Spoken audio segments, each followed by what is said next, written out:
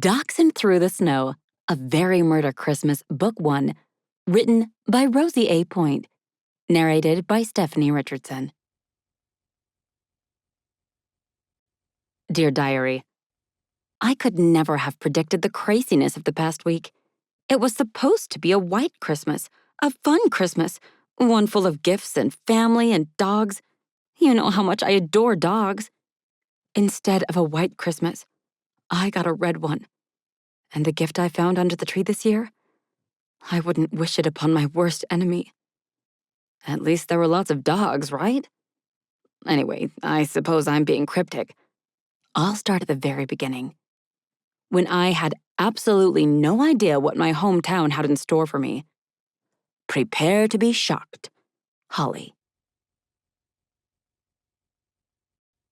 Chapter 1. It's not living, Holly. My best friend, May Park, fluffed her sleek black hair and pouted, casting her gaze around the interior of Brixton Bakery. That's a bit of an overstatement, I said. I'm perfectly happy. If you're perfectly happy, then I'm Santa Claus, May replied. And I'm afraid I don't look good in red and white. Or a beard? How dare you? May stroked her chin. You and I both know I could pull off a white fluffy beard and still look couture. I chuckled and swiped my spoon through the peppermint hot cocoa I'd opted for this morning. The bakery bustled with activity as it always did.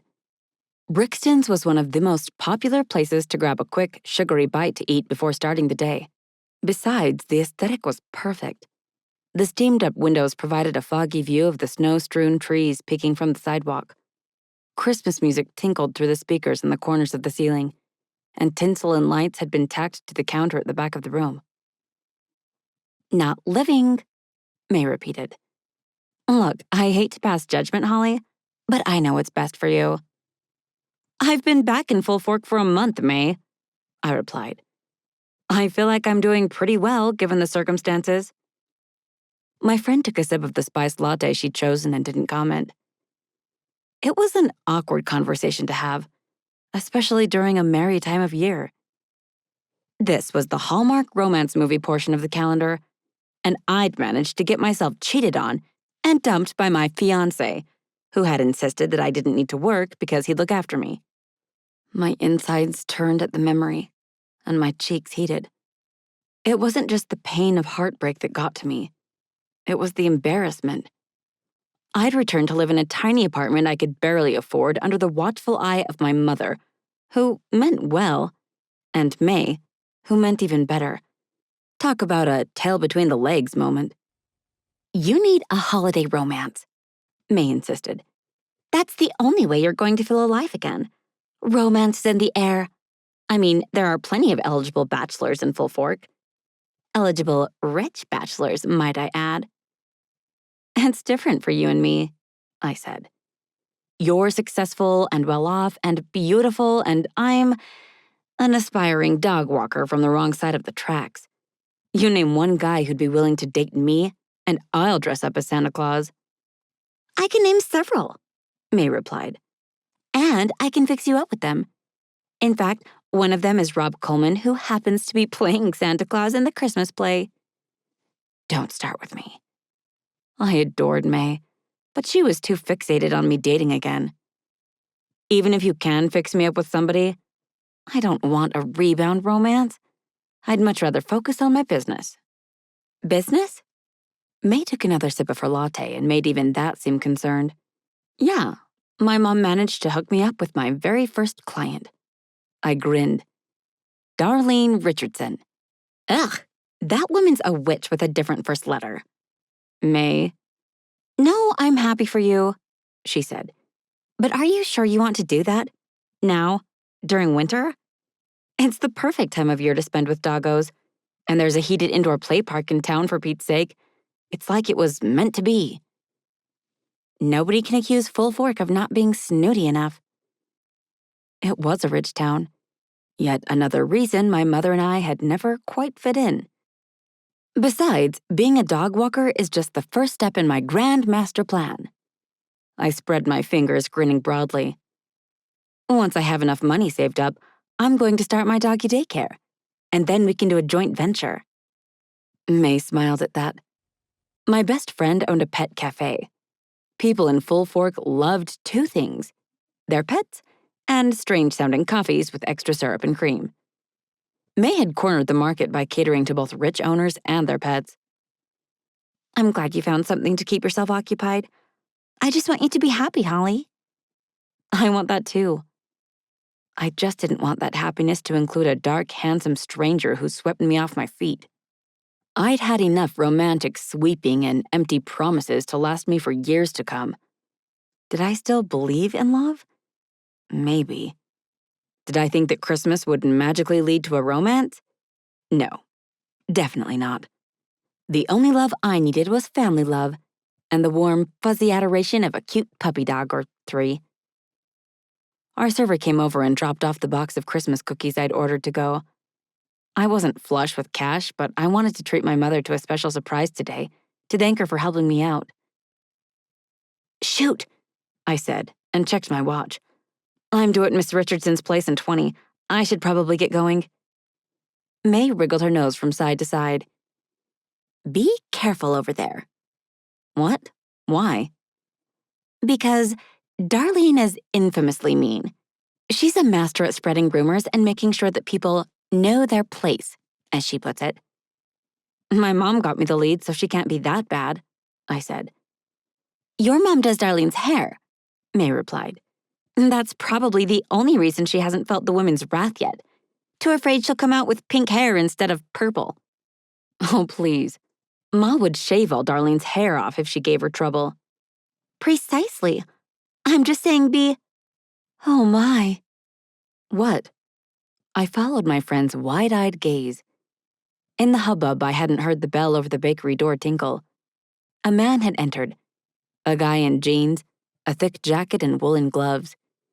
He was tall, dark, and handsome, all right, and his brown eyes moved from left to right, panning slowly as he scanned the bakery. A shock of recognition hit me, and I looked away. "That's Harry Stokes." "I know," I said. "Don't remind me." "He's a detective now, and let's just say the glow-up is real." "Oh, come on, May," I replied. "He bullied us both in high school. You can't be serious about having a crush on him." "I don't have a crush on him." A mischievous grin parted May's lips. "Besides, he's matured. He apologized to me, you know, for being a meanie in high school." "He hasn't done the 'good morning, ladies.'" Detective Stokes stopped beside our table, and May gave a girlish giggle. "Morning, Detective." I rolled my eyes at her. "Miss Jameson."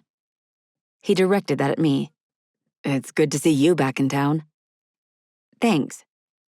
I squirreled a few dollars out of my purse and placed them on the table, then grabbed my box of Christmas cookies. "I've got to run. I need to get to an appointment." I got up hurriedly and slipped out of the booth, nearly knocking the detective over. "Miss Jameson," Detective Stokes called. "Can I talk to you for a second?" "I'd love to," I said with an apologetic half smile, half grimace. "But I really have to go." And with that, I fled the restaurant, my box of cookies tucked under my arm. Chapter 2. I parked my car, a Ford pickup that had seen better years, in front of Miss Richardson's triple-story home. The front yard was covered in a blanket of snow, and white flakes fell from the heavens, speckling the neatly cleared driveway and front path. The house itself was covered in Christmas lights, a Santa Claus and a set of reindeer complete with sleigh dominating the front lawn. A wreath sat against the grand wooden front door. I drummed my fingers on the steering wheel, happily. My first ever client. Things were looking up. Take that, Carl.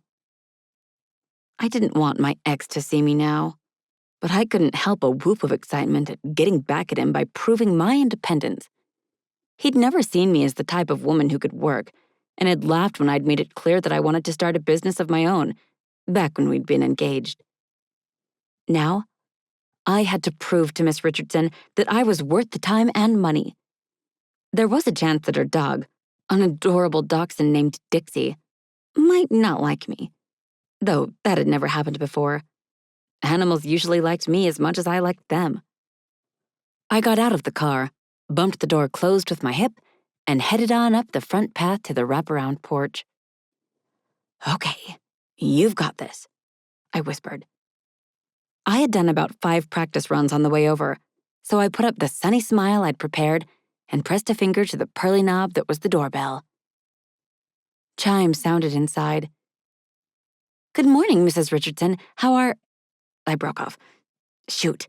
No, Miss Richardson. Good morning, Miss Richardson. How are you today?" "Too stiff." I loosened my shoulders. "Good morning, Miss Richardson. How are you today?" "Better."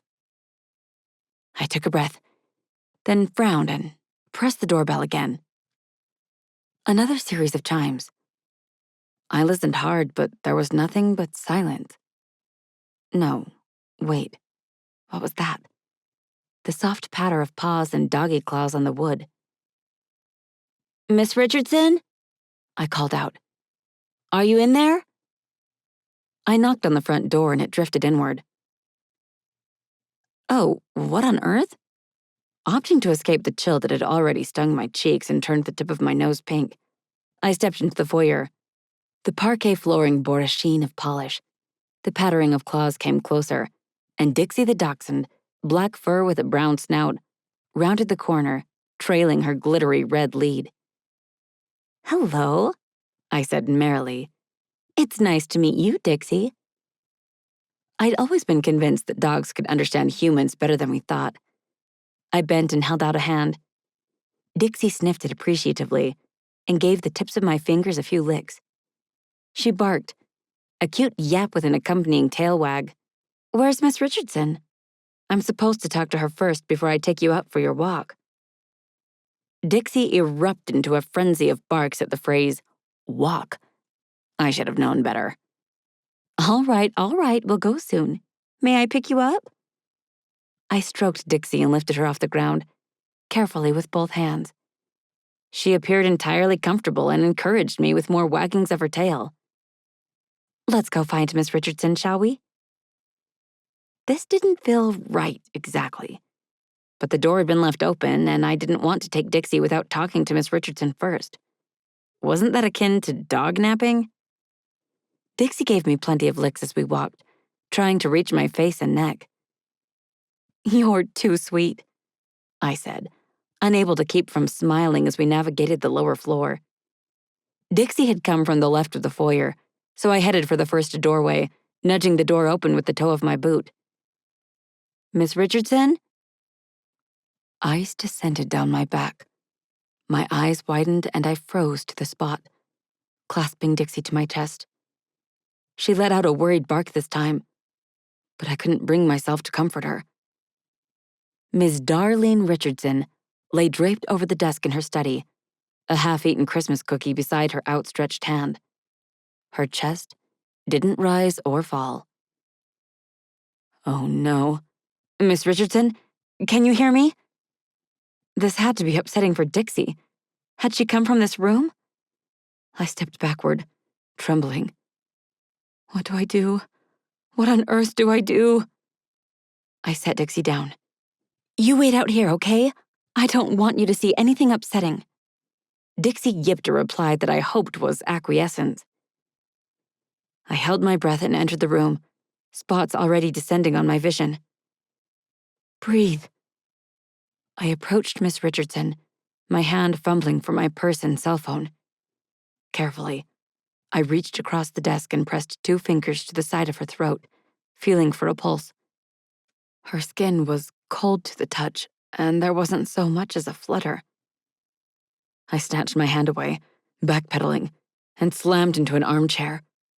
My feet scooted out from underneath me and I sat down with a thump. The noise in the silent room, with Miss Richardson laying there across the desk, made everything worse. I let out a shriek and fled, nearly tripping over Dixie's lead in the hall. She barked at me, and I lowered myself to the parquet flooring, bringing out my phone with shaking hands. "Don't worry," I said. "I'm calling 911. Dixie licked my arm as I did. Chapter 3. You did the right thing, Detective Stokes said, his notepad out and balanced on his knee. He clicked a ballpoint pen as he watched me. I know this must be upsetting for you. I nodded, not trusting myself to talk just yet. The memory of poor Miss Richardson, face down on her desk, was fresh in my mind. I held Dixie in my lap, stroking her smooth, velvety black fur, my heart seated firmly in my throat. How could this have happened? How? Is Miss Richardson really, you know? Dead? He said. Yes, she is, unfortunately. I had been removed from the area and placed in one of Miss Richardson's many living rooms for my interview with Detective Stokes. Did she choke? Huh? Stokes scratched his temple with what he likely assumed was the back of the ballpoint, but was, in fact, the nib. He drew several black lines on his tan skin. On the cookie, when I went in there, I saw that there were cookies on the desk. I figured, that she might have choked on one and couldn't get to a phone in time. I scratched Dixie's chest, and she let out a satisfied groan. At least she wasn't upset about what she'd seen. That was good. No, she didn't choke, Stokes replied, and made a note on his pad. But it's interesting that you bring up the cookies. I happened to be walking by your car and I noticed that you had a box of cookies on the seat. Yeah, I did. Would you be willing to offer them up as evidence? It was my turn to look confused. Why would you need them as evidence? Evidence of what? Detective Stokes cleared his throat. Ms. Richardson was poisoned, he said. Those are the coroner's preliminary findings, and our best guess of the source of that poisoning would be the cookies you saw on her desk. It would be helpful to have your box of cookies so we can eliminate you as a suspect. Suspect? I gasped. Dixie barked at my sudden lack of chest scratches. I resumed. Suspect? So she was... Are you saying Miss Richardson was murdered? I wasn't dumb, honestly, but it was a lot to take. In my time in Full Fork, there hadn't been a murder, apart from when I'd been a kid and they'd found a man's skeleton in the old quarry. But did that really count? Most folks thought he'd been rock climbing and fallen and that no one had found him. A drifter, maybe. Calm down. Your mind is racing. It's an ongoing investigation, but it doesn't look like suicide presently, Stokes said, clearly trying to sound professional but hesitating here or there in a sentence. What do you say, Miss Jameson? It would be helpful if we could get that box of cookies without a warrant. Will you cooperate? That was a gift for my mother. And I didn't have much spare cash, especially not now that Miss Jameson had been murdered. Murdered? Gosh, this was surreal. But yes, of course, take them. I'll even get them for you. Great, thank you. But you don't really think I had something to do with this, do you? I asked. I can't even believe I'm asking that question. Surely you know that I would never do anything like this. And then again, he didn't know me. All he'd seen this morning was how quickly I'd wanted to get away from him in Brixton Bakery. Let's go over this morning together, Stokes said, offering me a smile I didn't quite trust. That way we can perhaps ascertain an alibi for you. Okay. So I saw you this morning at Brixton Bakery, right? Right. What time did you leave? Well, I met May at about 7:30 a.m., I said. And I think I left at like 8:45 a.m.? Yeah, I had to get to Miss Richardson's house, so yeah, I must have left at 8:45 a.m., because I had to be here by 9. 9, Detective Stokes repeated, making notes. Yeah. And what did you see when you came into the house? Stokes asked.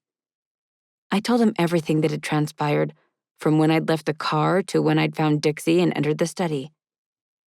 I dropped Dixie off outside and went ahead and called 911.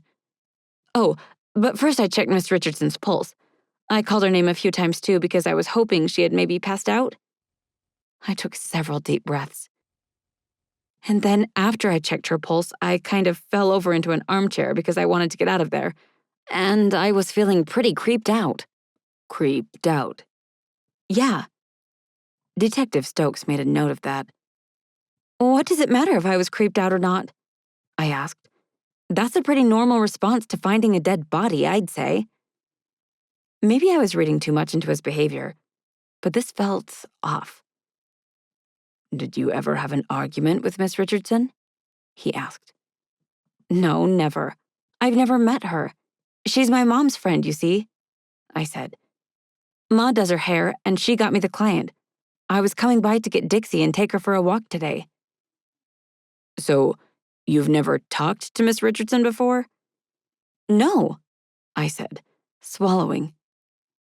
A strange, narrow-eyed look came over the detective, one that reminded me of the mean face he'd had back in high school.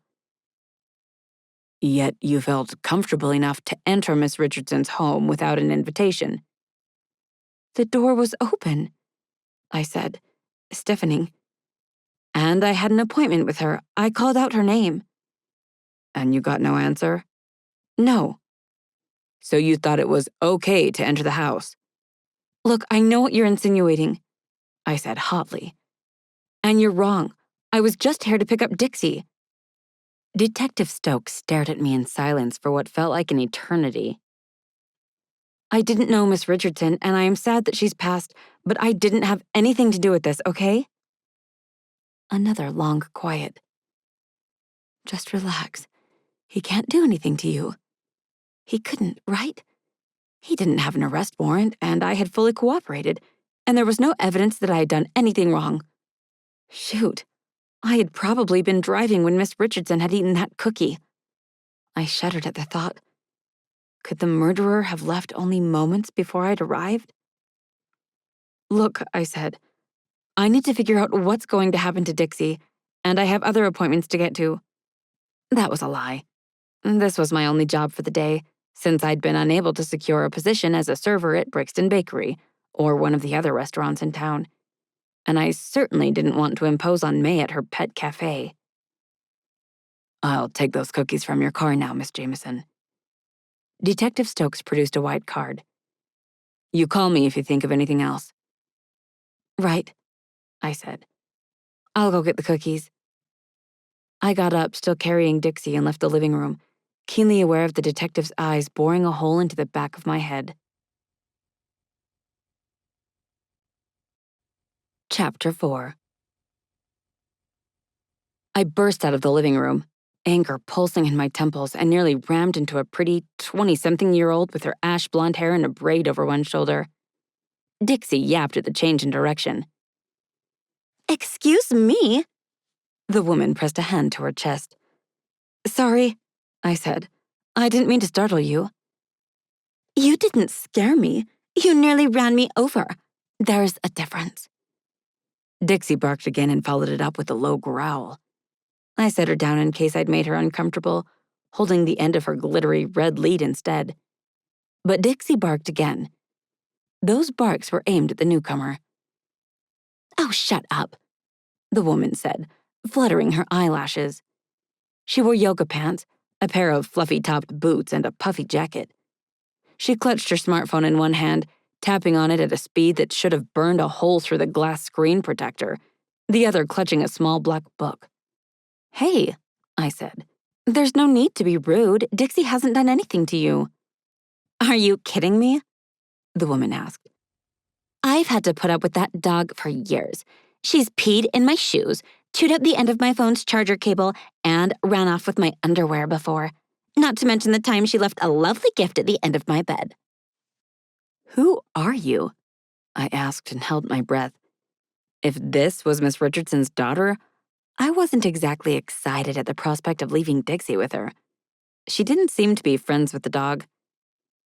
Becky, she said without offering a hand. I'm Miss Richardson's personal assistant. Oh. Is the detective around here? Becky asked. It's important. There's a lot to be organized, and I need to get my interview with him over with. Miss Richardson will have stipulations for how the funeral should be carried out. 12 red roses every 5 feet. Last we talked about it. You talked about death with Miss Richardson? She was old, The topic came up a lot. She kept yammering on about going out in style. I suppose a murder is stylish enough. Becky's blue eyes latched onto mine. Did you see her? Yes. What did she look like? I don't know how to describe it without it sounding horrible, I replied. Also, I didn't want to describe it because it might step on Detective Stokes' toes. For all I knew, Becky could be the murderer. Whatever. Becky sighed. The detective, where is he? He's in the living room. I jerked her thumb over my shoulder. Becky didn't move, but glared at me. You're blocking my path.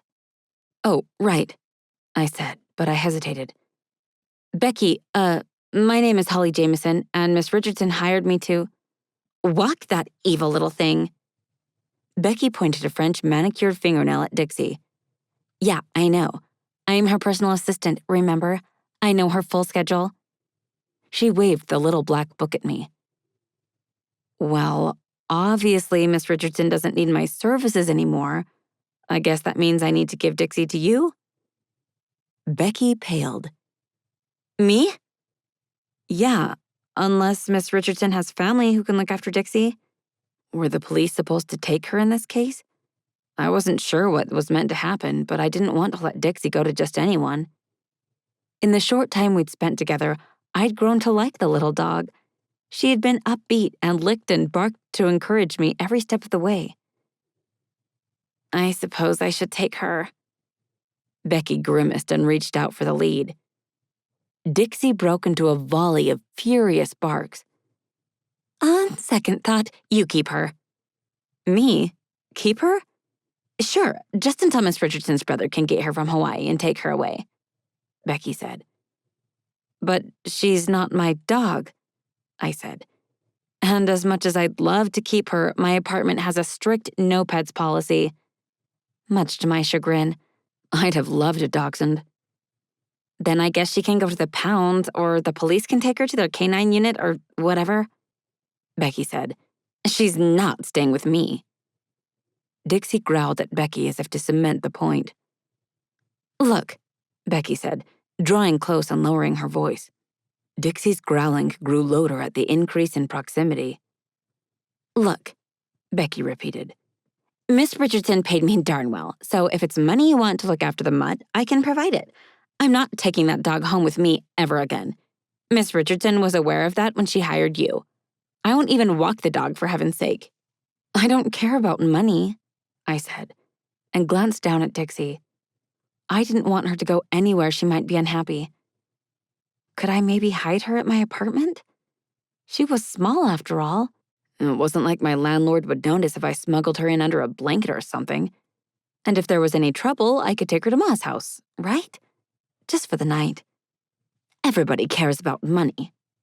Becky winked and removed several bills from her wallet.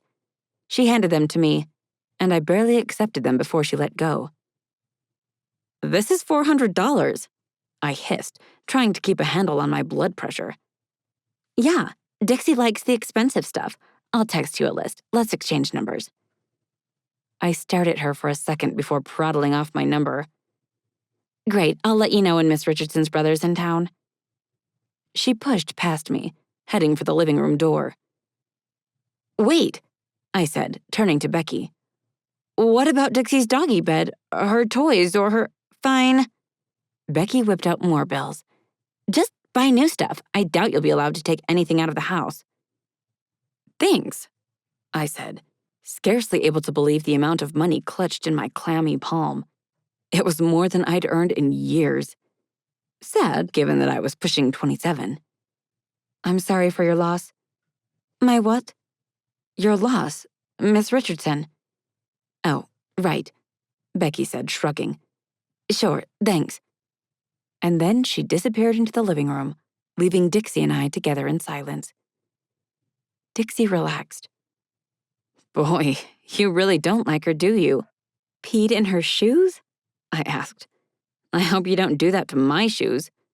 Though I don't have any designer pairs. I bet she does. Dixie wagged her tail at me, and I was nearly convinced that she wouldn't use my tennis shoes as an impromptu toilet. Then again, she did seem the spirited type.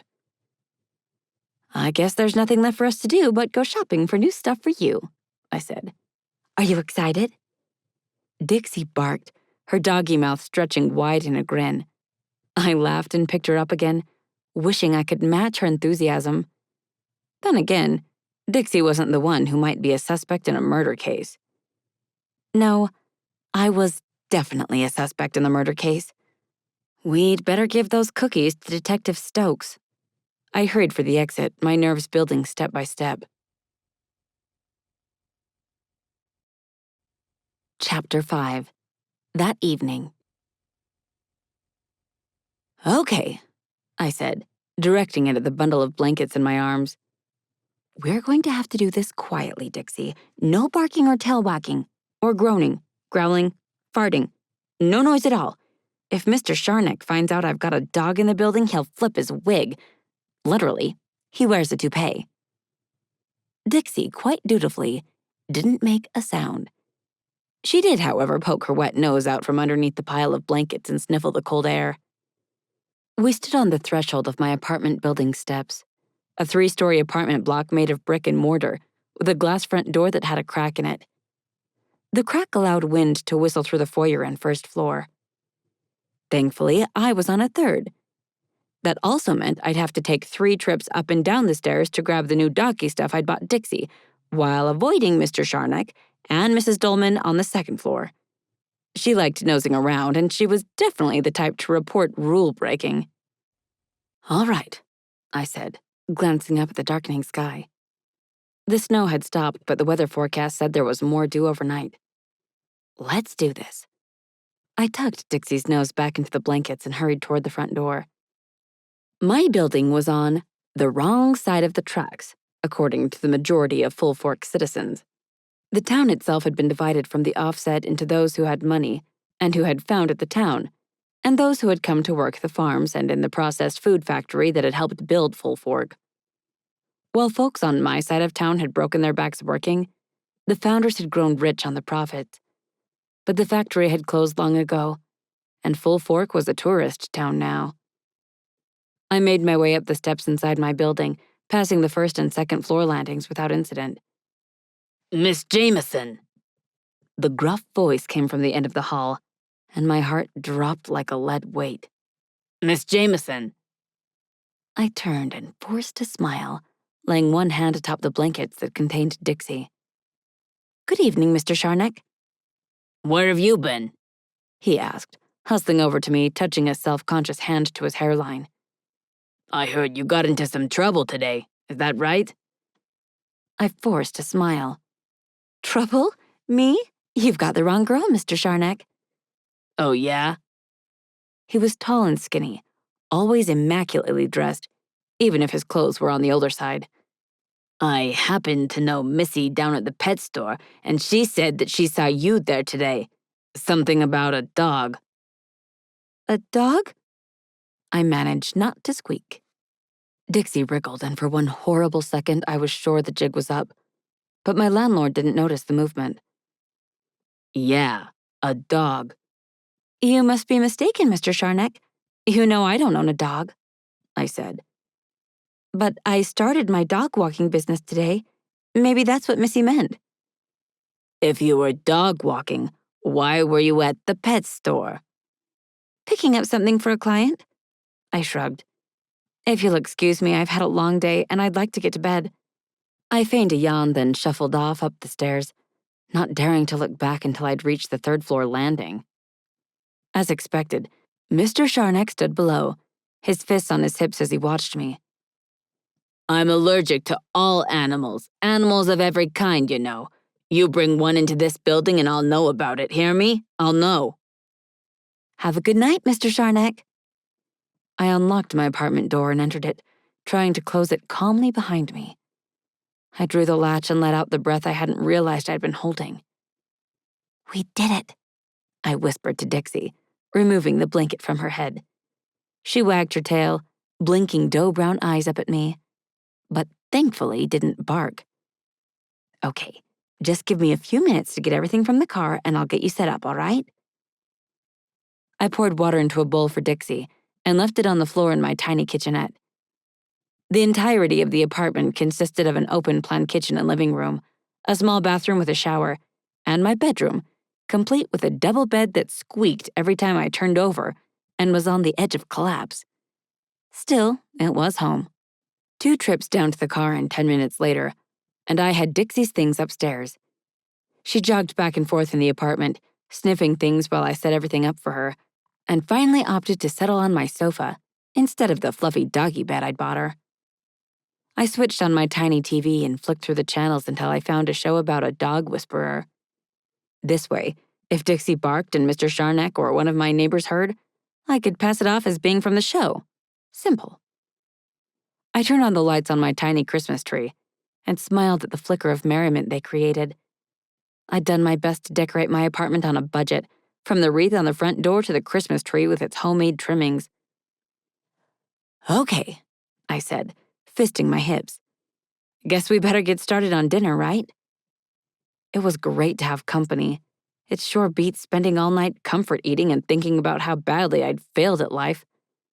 Ma had warned me about running off with Carl. She told me that a young woman ought to have her ducks in a row before she went ahead and got married. She'd been right. Now, I had no ducks, no row, and no husband. But I had Dixie, and that would be good enough. I set about making mac and cheese for me and a sliced chicken breast for Dixie for a treat, humming Christmas tunes to myself to stop from thinking about what had happened to Miss Richardson. Murder. In full fork? But why? Who would have wanted to get rid of her? Now that I thought about it, the cookies on Miss Richardson's desk, hadn't they been from Brixton Bakery?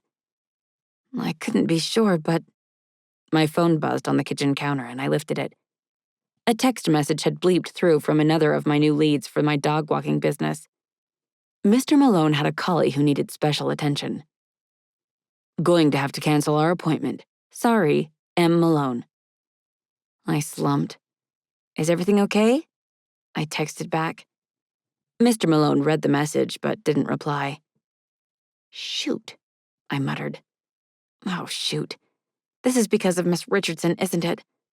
I didn't have a lot of leads, so everyone I lost was a serious blow, especially since I didn't have another job right now.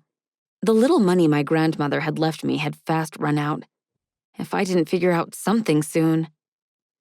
You can do this. But if the wealthy folks in town, the people who needed their pets cared for, didn't trust me, my dreams were officially done. Dashed. I lifted my phone and typed another text. Just let me know if I can help you, Mr. Malone. I'm available anytime. Again, read but not answered. I set my phone down on the counter. It was going to be a bleak Christmas. Unless I could figure out what had actually happened to Miss Richardson. What did I have to lose? Detective Stokes already suspected me, and my clients were canceling their appointments. Or rather, my only other potential client had canceled on me. I couldn't afford a financial mishap. I had to figure this one out and fast. Besides, it wouldn't hurt to ask a few questions, poke around, that kind of thing.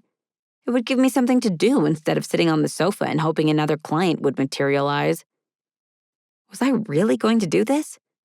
Yes. Chapter 6. The following morning. You see, Dixie, I said as we parked outside Brixton Bakery. There aren't that many places in town that sell cookies of that kind. I'm pretty sure they were the same ones I bought from Ma. And if they were, well, it's not looking great for me. Dixie yipped at me to release her from the doggy seatbelt and harness I'd installed in the pickup yesterday. I know, I might be reading too much into this, but if the cookies are the same, Detective Stokes might think that I was the one who did it, you know? I reached over and released the dachshund from the harness. Dixie immediately climbed into my lap and jumped her paws up onto the steering wheel, wagging her tail so that it brushed the front of my fluffy Christmas sweater. The windows had already started misting up, so I reached up and wiped off the driver's side to scan the sidewalk, which had been cleared of snow. But it wasn't me, I continued. So it has to be someone else who got cookies from the bakery, right? Or even worse, it was Mrs. Brixton herself. Shall we?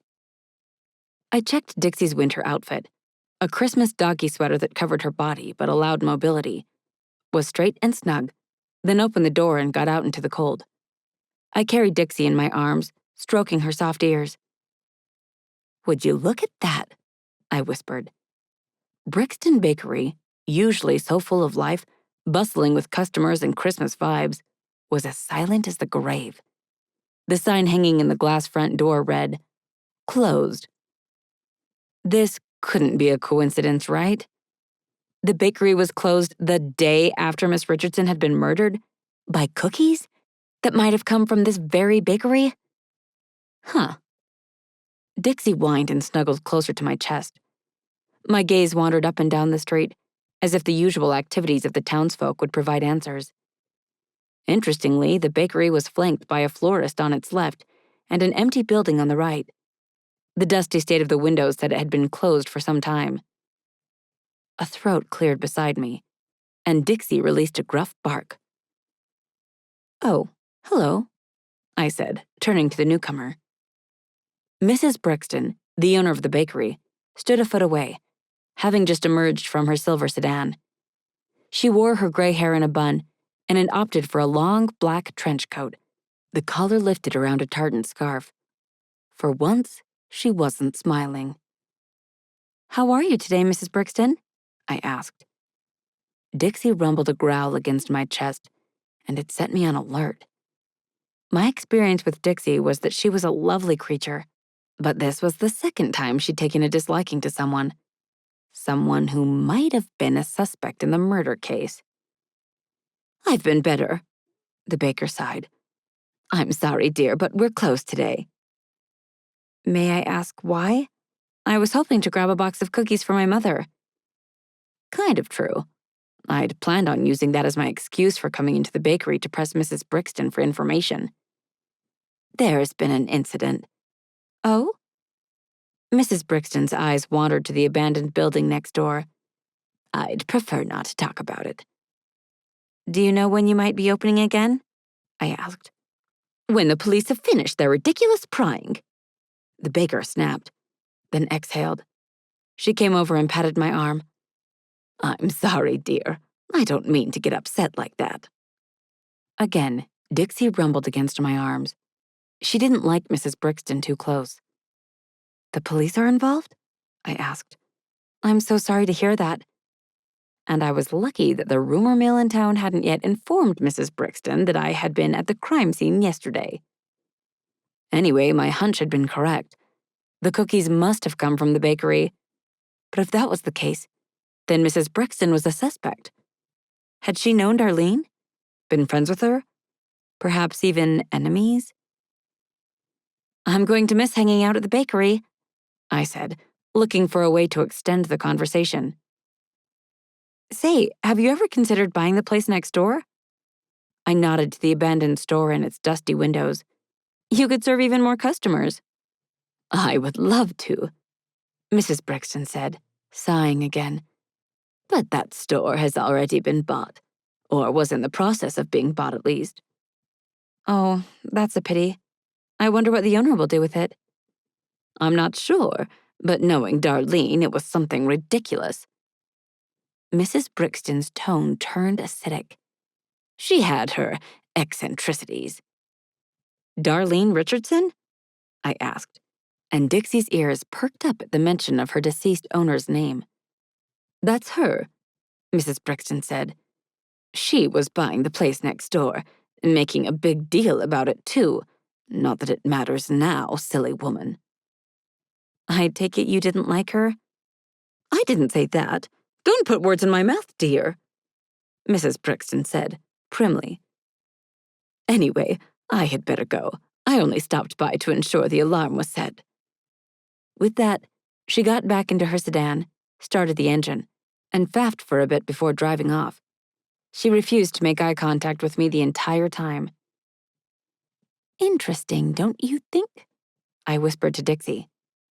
Mrs. Brixton clearly didn't like the victim, and the victim was buying the store next door to make it into, well, we don't know what yet.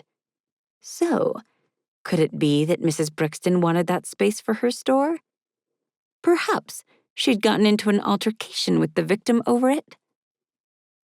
And why had she lied about coming down here to check on the alarm at the bakery?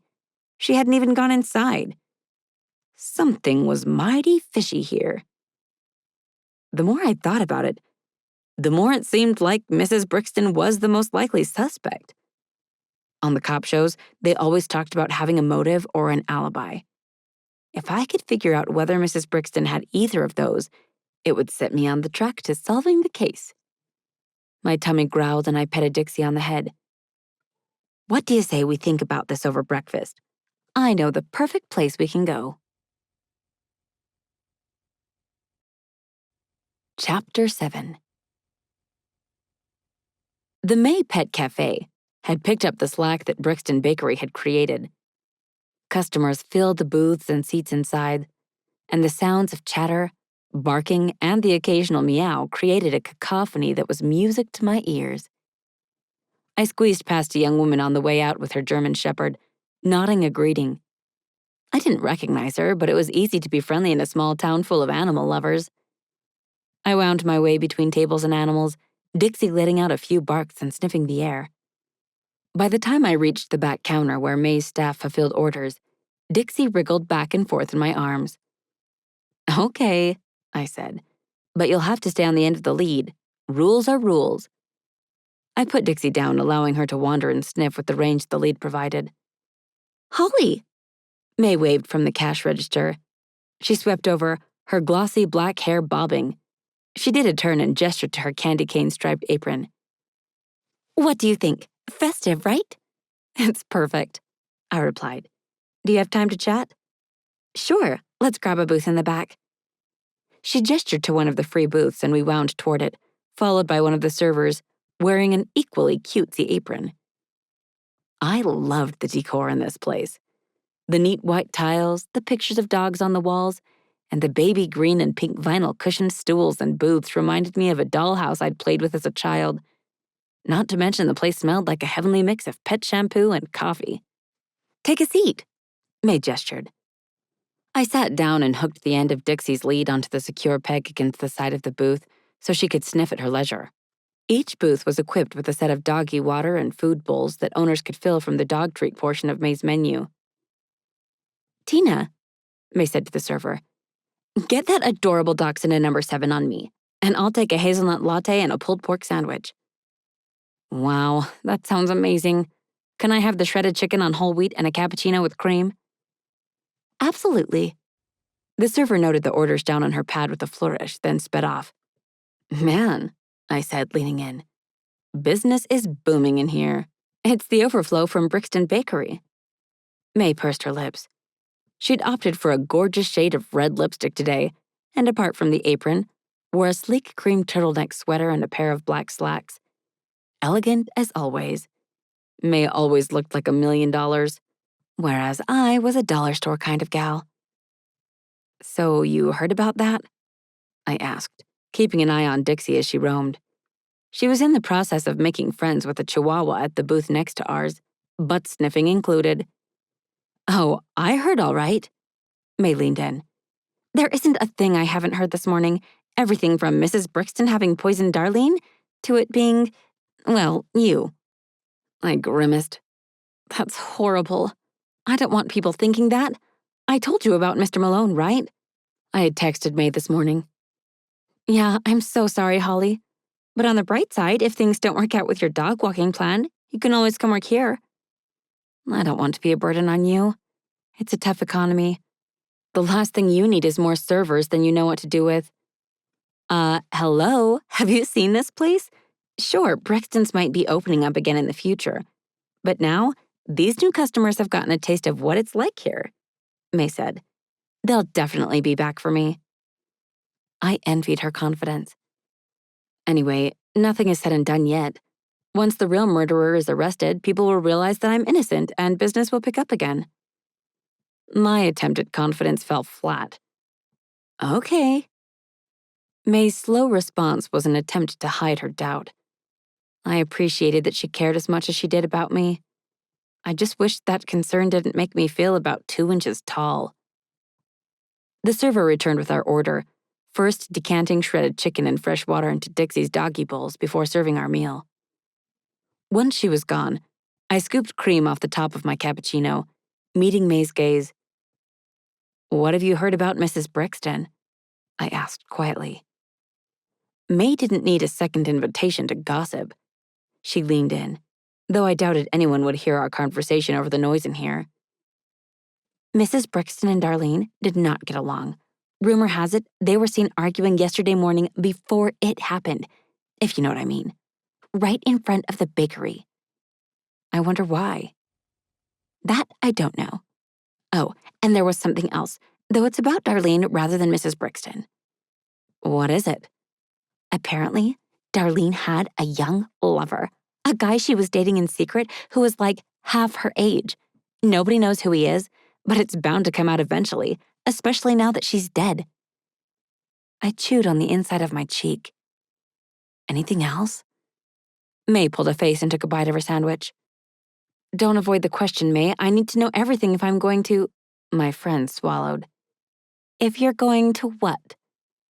Nothing. Spill.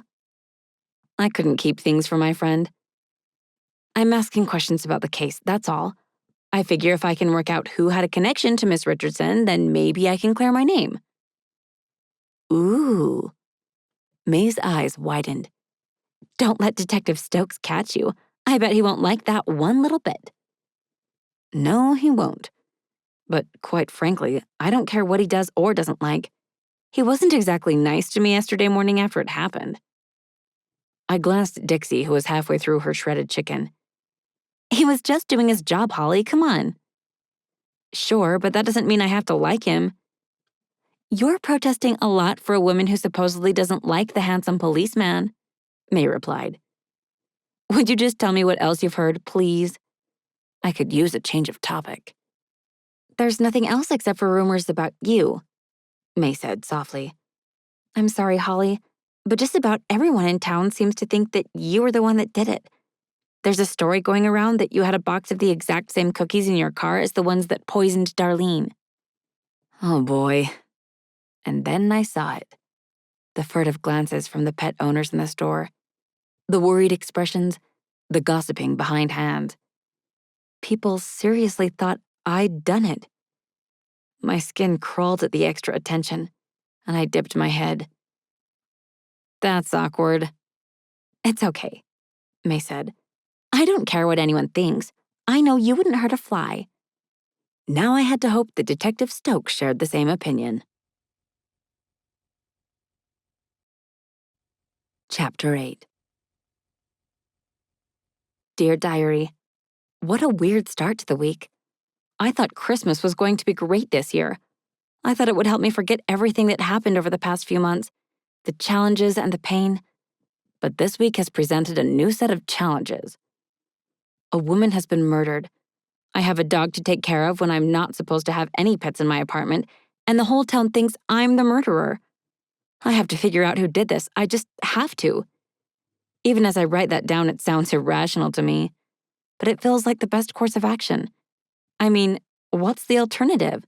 I can't sit around and let Detective Stokes work it out. The last time I relied on a man, it didn't exactly go to plan. I have to do this myself. I'm going to include my suspect list below, diary. I hope you don't mind. Suspect list. 1. Mrs. Brixton the baker. From what people have told me, she didn't like Darlene the victim, and she was the one who baked the cookies that poisoned Darlene too, or so it seems. She might have had an argument with the victim on the morning of the crime too. But about what? Oh, and Darlene planned on buying the store next door to the bakery, the one Mrs. Brixton might have wanted. 2. Becky. She's the assistant to Darlene. She would have known exactly who Darlene was meeting and when, and also, she might have had a motive to get rid of Darlene for money. If she was close to the victim, and what she said about Darlene being obsessed with her death is true, Becky might have been able to influence Darlene into adding her to the will. So, what does that mean? A money motive. Could Becky have poisoned Darlene for her money? Either way, she must have had a lot of information about Darlene's comings and goings. 3. The mystery lover. May mentioned that Darlene had a mystery lover, and isn't it the lover or spouse who the police usually approach first during these types of incidents? I need to find out who this mystery lover was. And that's it so far. I'm not sure who else Darlene might have made enemies with, but it has to be someone who bought cookies from the bakery. Or it's just Mrs. Brixton. I'll write more later. Holly. I studied the words I'd written, my pen poised, my legs curled underneath me on the sofa in my tiny apartment. This evening I'd opted for gentle Christmas music from my phone, while Dixie sat in her doggy bed, chewing on a treat, and watching the dog whisperer show I'd put on my tiny TV. Again, my Christmas tree was lit up. Well, like a Christmas tree. A gentle dusting of snow fell outside, gathering on my third-floor windowsill. The perfect night. Apart from the fact that I was out of my depth with the whole murder case thing. So far, I hadn't figured out much. But the blessing about being the town pariah was that I had all the time in the world to do it. I reread my notes, my brow wrinkling. The next course of action seemed obvious. I had to work up the nerve to follow through with it. "What do you think, Dixie?" I whispered. "Should I call her?" Dixie barked, and I put a finger to my lips. So far, we'd managed to evade notice, but I wasn't sure how much longer that would go on. Mr. Sharnack had tried dropping by for a surprise visit once already, and I'd chased him off by telling him that I was in the middle of getting ready for a bath. I wasn't sure how much longer I could keep him at bay. He already had his suspicions about my apartment. Maybe it was the patter of doggy claws on the floors. I grabbed my phone, unlocked it, and scrolled through it until I found Becky's number. I was part of the age group that really preferred texting to calling, but I forced myself to hit dial. The phone rang twice before Becky answered. "Yeah, who is this?" "Hi," I managed. "It's Holly Jameson." "Who?"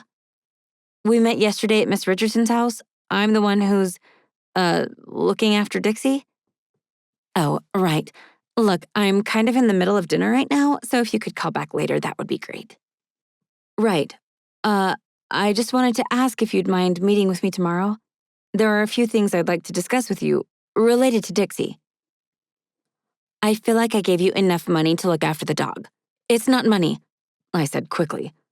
"I'd just like to find out a few things about her eating habits and so on. She seems to have gas, and I'm not sure why." It was a lie. Dixie, thankfully, did not have gas, and she gave me what I assumed was a scandalized look for even suggesting it. "Oh, gross. Seriously?" "Fine, yeah, we can meet tomorrow." "Where?" "I'll be at Rostretto's at 9 a.m. for like half an hour. That's all the time I can spare." "Great," I said. "See you then."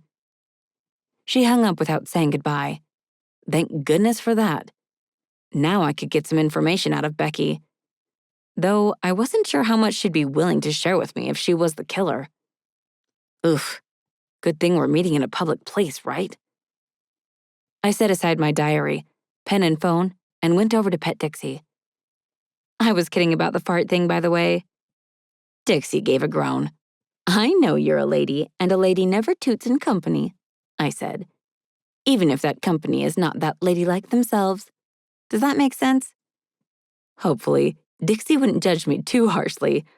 Lately, nothing in full fork made sense. Chapter 9. The following morning. Rostretto's was an Italian restaurant which was, like many places in Full Fork, pet-friendly. A relief since I hadn't wanted to leave Dixie at home while I had my appointment with Becky. There was always the chance that Mr. Sharnack would try to get into my apartment while I was gone. I hid Dixie's doggy paraphernalia every time we left home. I sat at one of the tables near the window, watching a couple of kids march by with sleds over their shoulders, heading up toward Old Tyne Hill. During the Christmas times of my childhood, my sister's mother and I had done exactly the same. We hadn't had much growing up with a single mother, but we'd had fun and love, and that was all a child needed. Dixie sniffled around at my feet, her lead tied to the back of my chair, while a server hovered nearby, waiting with marked impatience. I checked my watch and my stomach sank.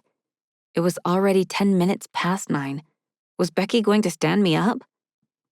The server swept forward, removing a pen and a pad from his immaculate white apron's pocket. "I'm afraid I'm going to have to ask you to order. We're awfully busy during this time of year." The rest of the tables were full, the air scented with cheese and garlic and marinara sauce. "Can I get a water, please?" I didn't have that much money to spend on breakfast at fancy restaurants. "A water," the server said, stiffly. "And what will you eat?" "I haven't had a chance to look at the menu yet. The restaurant door opened, and Becky swept into the room, a Louis Vuitton handbag slung over her arm and her cell phone plastered to her ear. "Yes, Mr. Frank, I'm aware of the implications, but I doubt that it will make much of a difference." Becky spotted me, came over and sat down. She covered the phone with one hand, casting a disdainful look up at the server. "Carb-free garlic bread and 2 waters with a squeeze of lemon. Make it happen." The server gulped and scampered off. Was it bad that I thought I'd served him right? Becky finished her conversation on the phone before setting it on the table next to her glass. She grabbed the cloth napkin that had been lovingly shaped into a swan and dabbed it between her lips, checking her lipstick. "Right," Becky said. "You have 20 minutes of my time. The garlic bread is on me. You wanted to talk about the dog?" "Yeah," I said. "She has gas." "Gross. What did you feed her?" I listed a few things and asked if Dixie had any allergies. Becky paid a shred of attention. "No allergies, but Miss Richardson only ever fed her a specific type of dog food. First, dog food. Apparently, it has everything a growing dog requires." She lifted the glass off the table and tried checking her reflection in it. "Wait here for a second, okay? I've got to use the ladies' room." I didn't get a chance to reply. Becky was already up and off, taking her phone, strangely enough, but not her purse. I looked down at Dixie. "What now?" I whispered. "How do I ask her about Miss Richardson's young lover?" Dixie answered me by patting over to the designer purse and sniffling it. "Don't do that, Dixie." But the dachshund wouldn't be stopped. She nosed until the bag tipped over and the contents spilled out onto the lush carpet. A tube of lipstick, a compact, and a small black book. I glanced around, but none of the diners at the other tables had seen. And Becky was still in the ladies' room. "Do it." Quickly, I brought my phone out of my purse, bent and opened the black book. It was Miss Richardson's appointment book. I flipped through it to this week and took a picture of the schedule, then did the same for the week after and the week after that. A man coughed, and I started, dropping the book and my phone. A man coughed, and I started, dropping the book and my phone. The disapproving server stood above me, holding a silver tray that bore 2 tall glasses of water. "Miss?" "I was just, cleaning up this mess." I shoved Becky's stuff back into her purse, then locked my phone and straightened. "My dog knocked it over by accident." The server didn't comment, but my cheeks heated. Dixie barked at him and bit down on the leg of his neat black pants. "Dixie, stop," I said, and bent to detach her. She didn't hold on with much ferocity. It had seemed more like a playful tug than anything else. Or was I just making excuses for Dixie? So far, she disliked both Becky and Mrs. Brixton. Now the snooty server, too.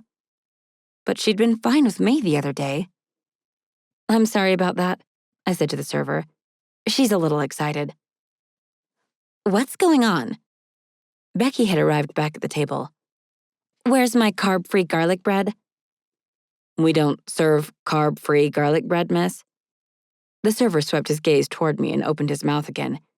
He hesitated and closed it. I'd have bet my last dollar that he'd been on the brink of ratting me out. "That's ridiculous. I told you to make it happen," Becky said. "What don't you understand?" "Bread has carbs," the server replied, "no matter which way you slice it." "Are you trying to be a funny guy? Huh? Funny guy?" Becky poked his chest. "Because this isn't a comedy club. I want to talk to your manager, now." The server set the glasses of water on the table, then retreated, nose in the air. I should go, I said.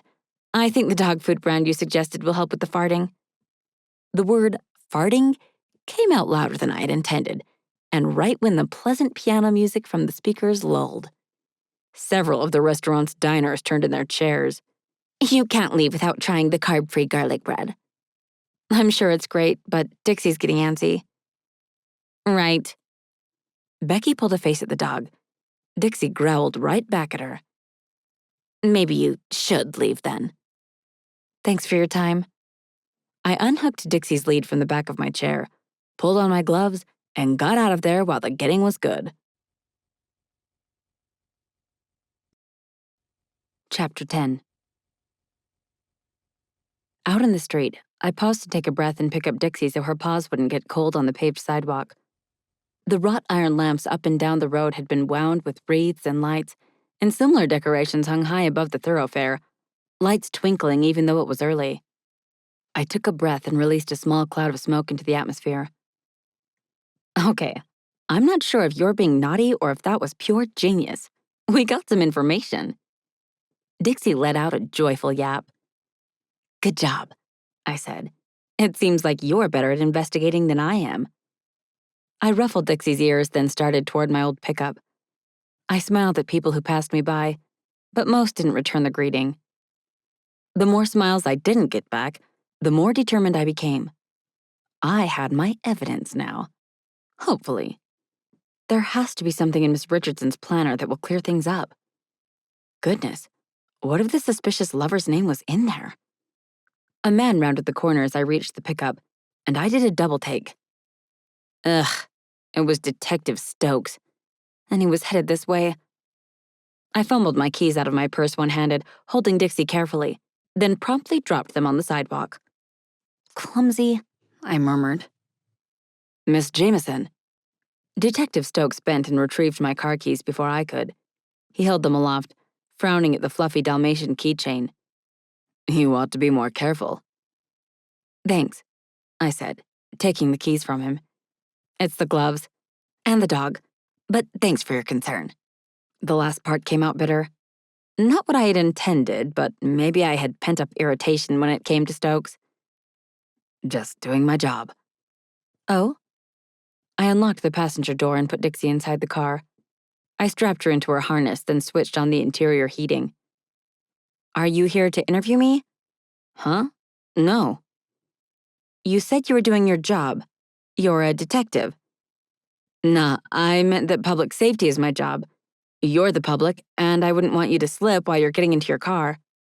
Forgive me, detective, but everything you're saying right now kind of sounds like a threat. Stokes seemed genuinely taken aback by that. What? No, I'm being serious. Right. Well, I have to get going, detective. Have a great day. Miss Jameson, wait a second. I paused, my hand on the door. What is it? People slowed as they passed by in the street, many of them carrying shopping bags stuffed with Christmas gifts for their loved ones. I wanted to talk to you about something other than the case, Stokes said. Get it off my chest. I don't have time to chat right now, unfortunately. I have an appointment to get to. It was the second time I'd used that excuse, except this time it was a lie. I couldn't help it. I didn't want to spend any more time around Detective Stokes than was necessary. We hadn't been friends in high school, and we certainly weren't friends now. I forget you're a busy woman. I ignored what I assumed was a jab at my jobless state and waved goodbye. I circled the car, got in, and smiled at Dixie. Look at you, I said. We're fogging the windows up again. I turned on the air conditioning setting as well. My phone buzzed in my purse before I could drive off. Just a second, Dixie. I was keen to get home and study the pictures I'd taken of the planner. May's name flashed on the screen. Hello? I answered. Holly, you're not going to believe what I just found out. May's voice squeaked, then broke. A telltale sign that my best friend was in a state of either panic or excitement. I can't believe it myself. I pulled off my glove with my teeth and dropped it into my lap. Tell me, what's going on? Are you okay? I'm fine, but I just heard from Rory Gonfrey that Brixton Bakery is open again. May said. Apparently, it's really soon given the whole cookie poisoning thing that happened. I chewed on the inside of my cheek. Okay, that's interesting. Maybe I'll head down there and see what I can find out. I don't know if that's a good idea, May said. Why not? Because Rory told me that Mrs. Brixton has an alibi for the time of Darlene's murder.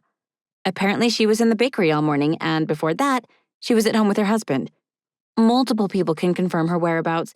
She wasn't the one that did it. I blinked. Okay, that complicated things a bit. Are you sure? I don't know all the details, but I know that Mrs. Brixton has been cleared of the crime.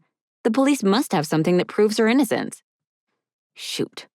So far, Mrs. Brixton had pretty much been my main suspect, especially since she'd had the argument with Miss Richardson on the morning of her death, albeit in front of the bakery. Okay, but why shouldn't I go talk to her? Because now that she's been cleared of the crime, May said, lowering her voice, there's only one other person who could have done this. Everyone thinks that's you, Holly. And a lot of people are talking about what they'd do if they saw you in public. Something thwopped against the side of my car and I jumped. Dixie erupted into a volley of barks. A second thwop came, and a splat of fluid sprayed across my windshield, yellow liquid and bits of white shell. An egg? Someone was throwing eggs at my car? May? I'm here. What's going on? Is Dixie okay? I have to go. Someone just egged my car. Be careful, Holly. People are weird this time of year. Truer words had never been spoken. Chapter 11. That evening. I don't know why you didn't tell me this was going on. My mother stood beside her Christmas tree in her tiny living room, holding a string of lights. She tied up her dark hair, the same shade as mine, in a messy bun, and wore a set of striped cotton PJs. I don't like it when you keep secrets from me, Holly. Ma, I wasn't keeping secrets from you. I just didn't want you to worry. Dixie scratched at the base of my mom's sofa. Ma didn't seem to mind, so I didn't correct the doggo just yet. Besides, I didn't want to bring you down. Bring me down? The only thing that brings me down is not hearing from my daughters enough. Ma circled the tree and gestured for me to hold the end of the string of lights. I did as she asked, feeding it to her as she circled the tree, placing the string carefully. You clearly have stuff on your plate, Ma. It's nearly Christmas and you're only putting up the tree now. Excuse me. It is 15 days until Christmas. That's nearly Christmas? You always had a sassy mouth, Holly, Ma said, with a sigh and tugged gently on the lights. I fed more of it to her. Anyway, I'm fine. You say you're fine, then fine. Ma, how would I know if you're fine or not? You never call. I do call, I said. I'm here, aren't I? You know how much I love being around you. Dixie, would you stop that? Dixie dug obsessively at the sofa and gave me a doe-eyed look before continuing. Let her dig at it for Pete's sake. It's not like that sofa's an antique. Besides, I'm fixing to get a new one soon, my mother said, and shot Dixie a smile. Dixie wagged her tail and returned to her scratching. Still, it's a bad habit, I said. I think she needs training. She's a free spirit. No use in dampening a free spirit. My mother continued circling the tree and I followed her, helping her put up the lights until, finally, she stood back and dusted off her hands. Now the baubles. I like this part, I said, and the Christmas chocolates. Every year we hung chocolates on her tree, and she'd allowed me and my sisters to pick them off whenever we visited. It was a fun game we'd played as kids, too, trying to hide the chocolates when we trimmed the tree, placing our favorite ones in spots only we'd remember. Silence prevailed and my mom put on some Christmas music while we decorated. Her living room was all creams and blues, same as it had been back in the day. And I had to say, it was weird being back in our childhood home. Good memories, bad memories. Mostly happy memories, though. Ma had done her best. It should be a law that children have to call their mother at least once a week, Ma said. I do call you once a week. My mistake. I meant once a day, Ma continued, as she hauled a box of Christmas decorations into the living room.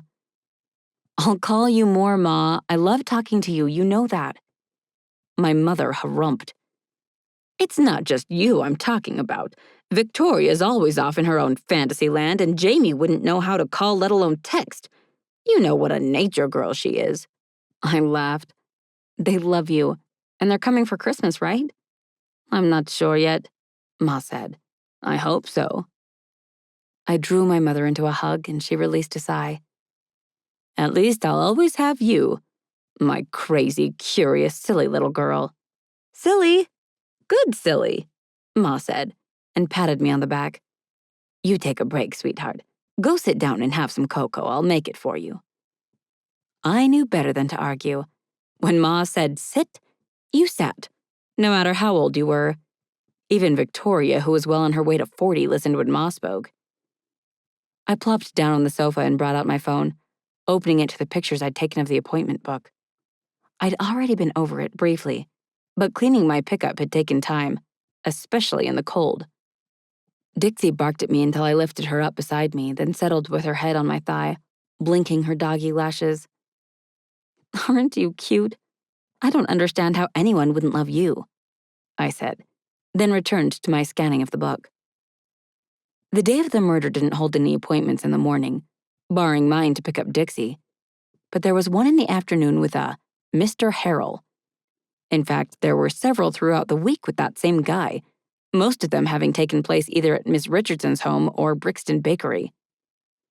The plot thickens. But who was this Mr. Harrell, and why had he been meeting with the victim? Could this guy be the younger lover everyone had been talking about? His number was listed under his name, so I could call him and arrange a meeting. That was the only option left, right? Besides, if Mr. Harrell had been meeting with Miss Richardson frequently, then it stood to reason he might know who had it out for her. Maybe I'm getting better at this. Ma re-entered the living room, and I switched off my phone screen. I'd have to call Mr. Harrell later and take another look at the appointment book for further clues. Here you go, honey. Ma handed me a steaming cup of cocoa complete with floating marshmallows. Thanks. I curled my feet underneath myself and took a sip, the marshmallows bumping against my top lip. As good as it always is. Good, Ma said, fisting her hips and turning her attention to the tree. Now, we've got about an hour before the casserole is done, and I want most of this tree trimmed by then. I'm hoping the cocoa gives you an energy boost.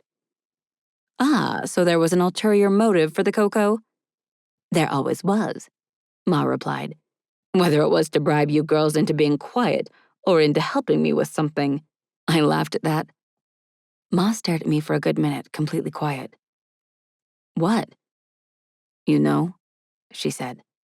I don't see how anyone in this town could believe for a second that you'd hurt another human being. Dog people don't do that kind of thing. What about cat people? They feed the corpses of their victims to their cats, of course. Ma, I'm kidding, she said. I'm sure they're just fine. Anyway, my point being that Christmas makes people crazy. They've got to be to believe anything evil like that about you. Warmth filled my chest that had nothing to do with the delicious cocoa. Thanks, Ma. Yeah. Now go get the ladder. I want an even layer of baubles, top to bottom. Chapter 12. Thanks for meeting with me, Mr. Harrell, I said, offering him a smile. I'd asked him to come down to the pet cafe for brunch, but he'd refused, stating that he was allergic to cats. But a little arm twisting had provoked my new suspect into agreeing to meet me at the half-sliced pizza parlor. People in this town liked their food as well as their caffeine, and half-sliced wasn't exactly a takeout pizza spot. It was strictly sit down, and the cutesy checked tablecloths and the scent of cheese in the air put me at ease. Did you have to bring that dog with you? Mr. Harrell asked, sniffing. He was bald on top and had a habit of dabbing the edge of his nose with a balled-up handkerchief. It was safe to say that this man wasn't Miss Richardson's younger boyfriend.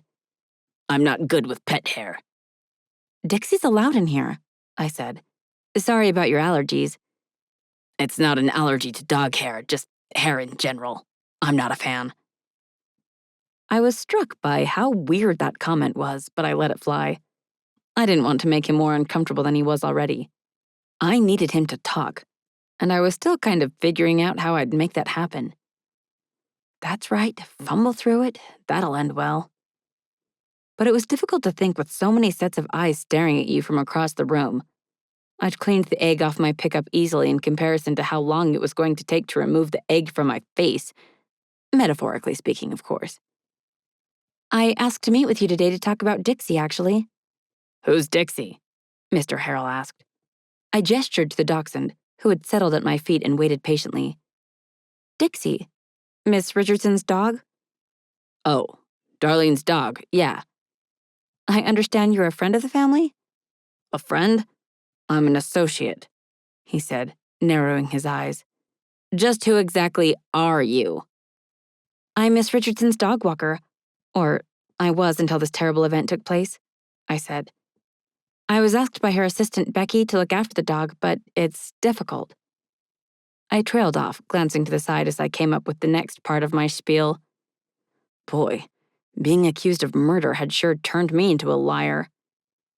I don't see how that affects me, Mr. Harrell said. I'm sure it won't. It's just, I can't keep Dixie for much longer. I glanced down to make sure Dixie wasn't taking me seriously. I loved having her at my apartment, even if we were living on the edge of discovery. And I don't want to give her to Becky since she doesn't want her. Neither do I, Mr. Harrell said. I'm just an associate.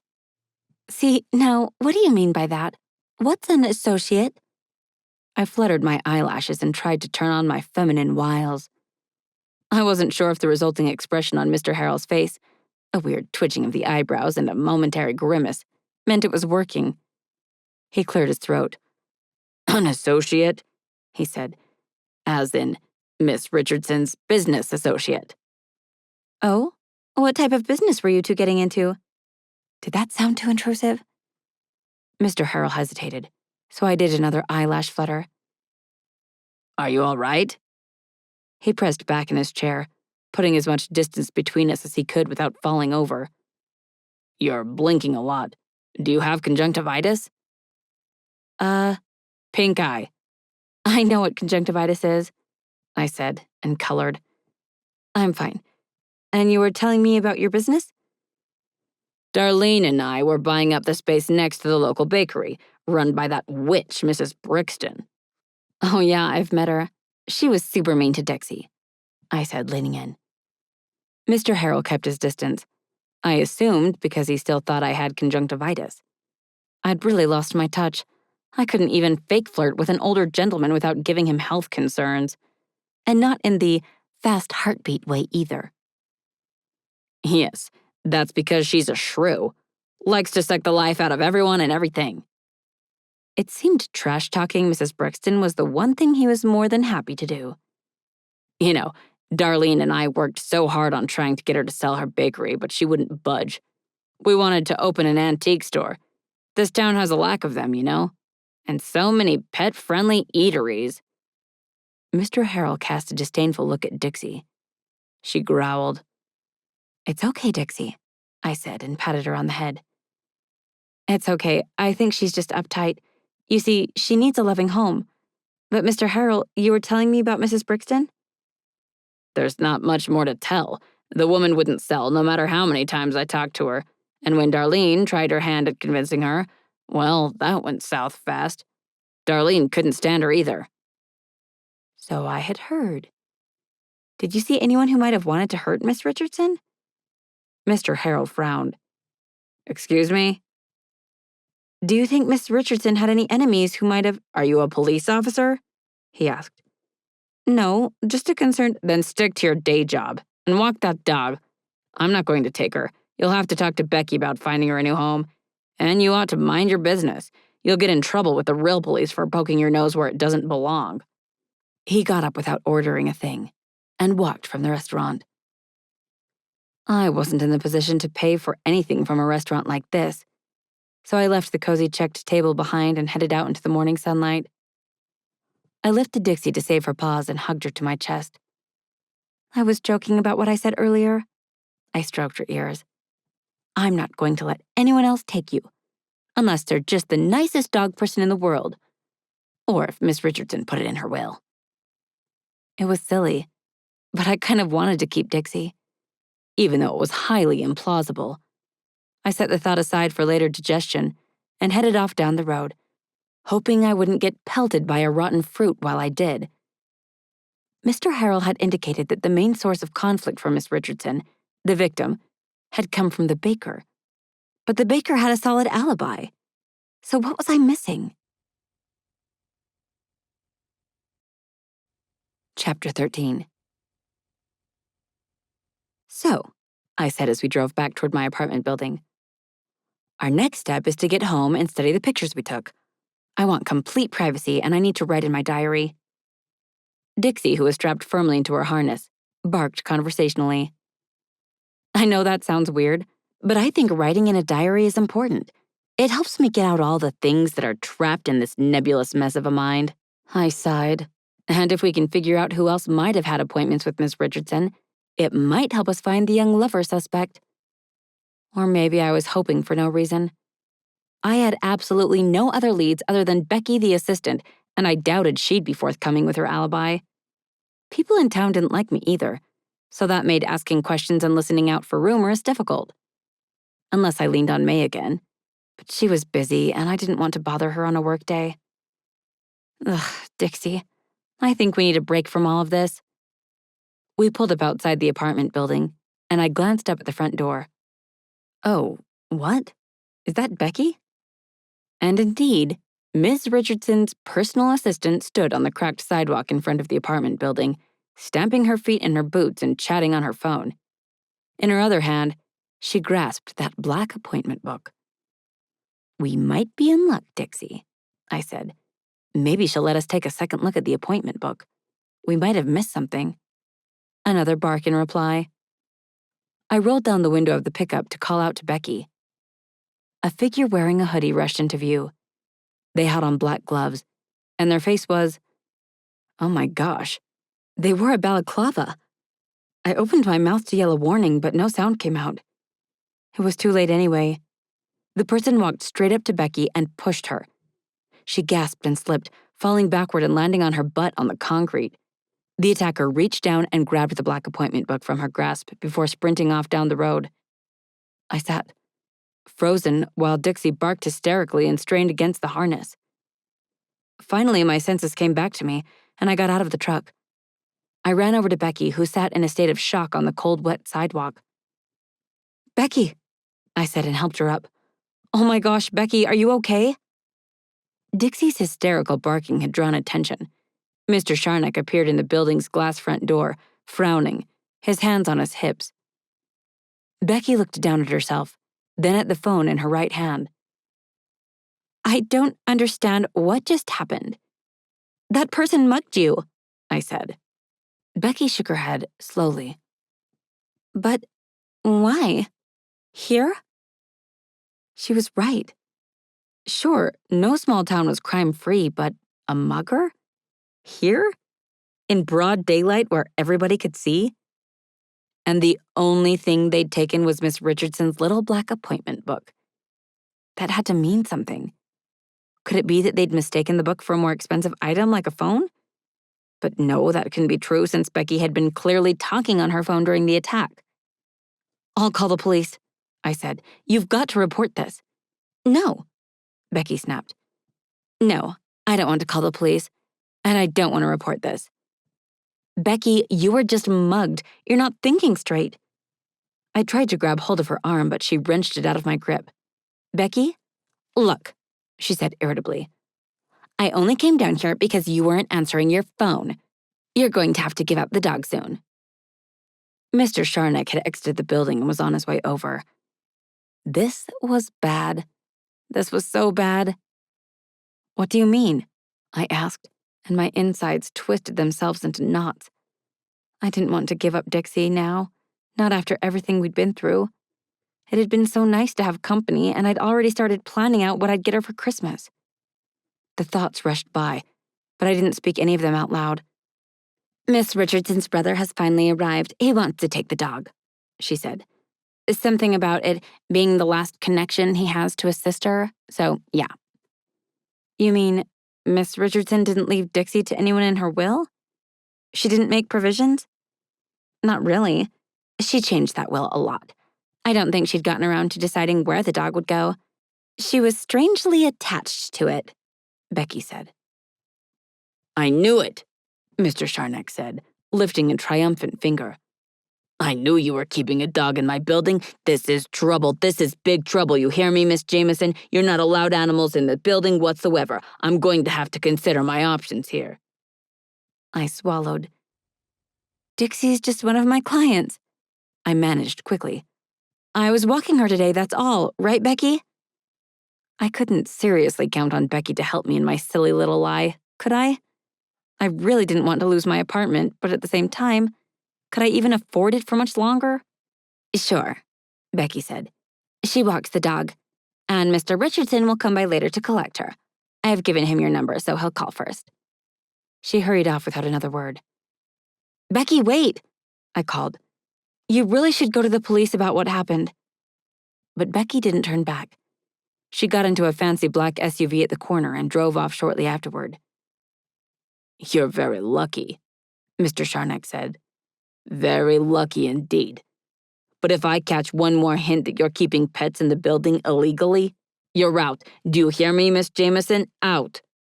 He readjusted his neat fur-lined coat one last time before trudging back up the path and into the building. I let out the breath I'd been holding, trying not to let emotion overwhelm me. I returned to the car, not as worried about the case anymore. Dixie was leaving. And if Mr. Richardson was from out of town, did that mean he would be taking her out of town? Out of state, even? Dixie, I said, and petted her in her harness. She'd finally calmed down after the initial shock of the attack. What do you say we go out? Shall we go to the dog park? It's the indoor heated kind. Do you believe that? It will be loads of fun. If I had to lose everything, the town I loved and my potential business, since no one would do anything but scowl at me these days, and now on top of that, give up Dixie? I wanted to spend my last couple of hours with her having fun. Dixie licked my palm. I'll take that as a yes, I said, and started the truck. Chapter 14. It's going to be okay, I said as Dixie licked my cheeks and wagged her tail. We sat inside the pickup outside the indoor dog park, waiting patiently for our next appointment. It's going to be okay. I was saying that more to myself than to her. She was happy as a clam and likely didn't know what was coming. Mr. Richardson, I said, will probably be just as nice to you as Miss Richardson was. He'll look after you. Besides, we've got all your new doggy stuff and you'll be comfortable. Heck, he's probably rich. He can give you more than I can. But love didn't have a price. Stop it. Mr. Richardson will probably love Dixie just the same as I do. I let out a breath and fended off the Dachshund licks. A black BMW pulled into the spot in front of us, and a man emerged. He was tall, stiff-backed with a severe expression, and wrinkles dominating his forehead. See? He looks perfectly friendly. That wasn't a lie. It was sarcasm.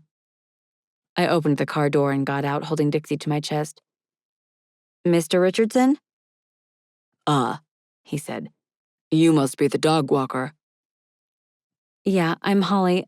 I'd shake your hand, but... I nodded toward Dixie in my arms.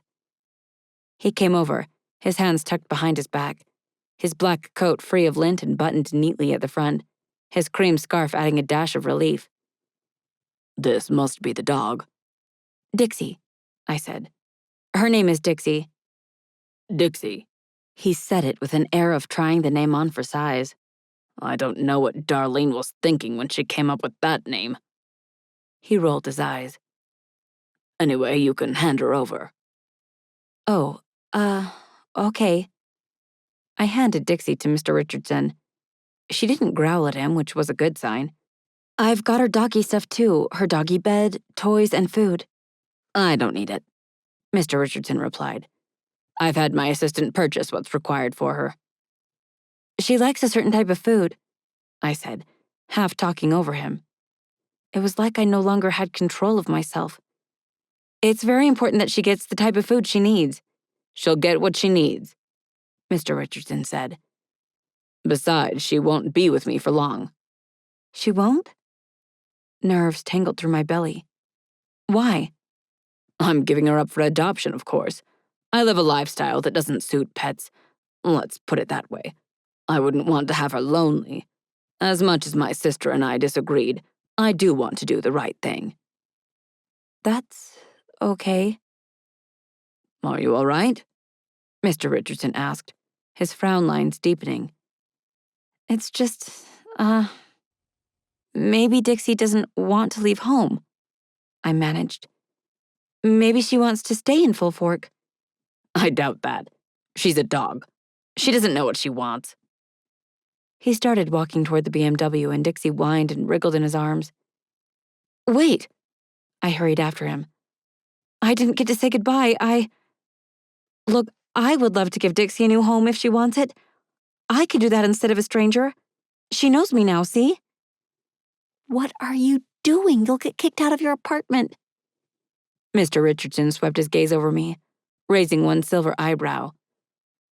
You? I don't mean to be derogatory here, miss, but this is a pedigree dachshund. I know because I tried to talk my sister out of buying her. I highly doubt that you'd be able to look after her properly. And he bent, opened the car door, and put Dixie inside. Dixie barked wildly, but Mr. Richardson merely locked her inside and turned back to me. Dogs need love, I said. Primarily. Just because I'm not as rich as you doesn't mean I'm less capable of looking after her. I'm afraid that's exactly what it means. Now, I thank you for your services to my sister, but that will be all. He flicked his gloved fingers toward me, then got into the BMW, the barking from Dixie swelling for a second, then muting again. He started his car and drove off a second later.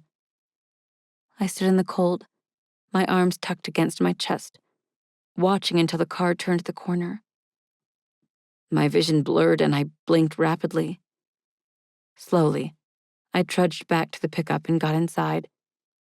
The interior heating was still on, the windows foggy now, and Dixie's favorite chew toy, an orange fluffy fish, was still on the passenger side.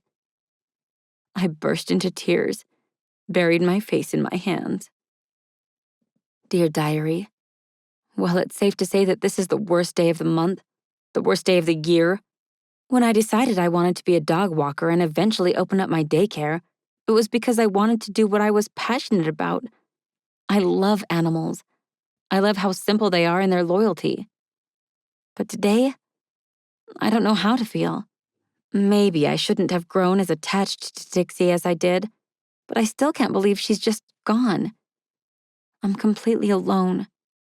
I guess that's not technically true. I still have Ma and May, but other than that, no one. It just feels like everything Carl said about me was true. Maybe I'm not good enough. Maybe I'm not worthy of love. I hate even writing down those words. I don't want to believe them about myself, but it's difficult to come to terms with everything that's happened. I'm going to try to focus on the mystery. I'll take a closer look at the pictures I got out of the planner. It's got to be important since the person who mugged Becky took it. What if that was the murderer? It sounds silly even to me, but I think that Dixie would have wanted me to check out the pictures of the planner. She was the one who bumped over Becky's bag in the first place. Ugh, I can't think about her now. I'm going to comfort eat and go over the case notes, and that's it. Wish me luck, diary. I'll add my new notes below. Mrs. Brixton has been cleared of the crime. It can't be her, even though she seemed like the most obvious option to me. Mr. Richardson is not a suspect since he was out of town. I still haven't found the young lover. Mr. Harrell revealed more information about the victim's business practices to me since he was her business partner, but it can't be Mrs. Brixton. It might be an idea to find out what his alibi was on that morning. Becky was mugged for the book, so maybe she's not the killer? I don't know. That doesn't sound like a strong connection to me. Maybe I should try to interview her again. But she's so self-absorbed it's difficult to get anything out of her. And then there's the fact that the book was stolen. That means the planner has to be important to the case. Okay, I'm going to get to the bottom of this, no matter how long it takes. Holly. Chapter 15. I'm fine, May, I said. You don't need to worry about me. I sat on my sofa, my diary open beside me, and the TV on, but muted. The dog whisperer show was on again. I didn't want to hear the barks because it would make me sad, but having the show playing in the background made it feel a little like Dixie was still here, at least in spirit. Are you eating at least? May asked. You sound like my mother. I'm serious. I know things aren't great at the moment. I don't want you to stay indoors just because people in town are acting up. They're not toddlers, I replied. They're acting like toddlers. Worse than toddlers. May let out a breath. Look, I just want you to be happy. I'm going to come over, okay? I'll bring a pizza and we can stay up late watching Hallmark movies. It will be a good time. That sounds amazing, but I'd rather be alone right now. As much as I wanted my best friend's company, May wouldn't approve of me obsessing over Miss Richardson's murder. She'd stop me from checking out the leads and trying to figure out what was going on. Are you sure? I mean, it's got to be tough. I can't believe he just took Dixie away like that. Me neither, I said. But I'm hoping I might be able to get her back. How? May asked. I don't know. I'll come up with something. I just can't stand the thought of her being unhappy. Maybe she won't be unhappy, May replied.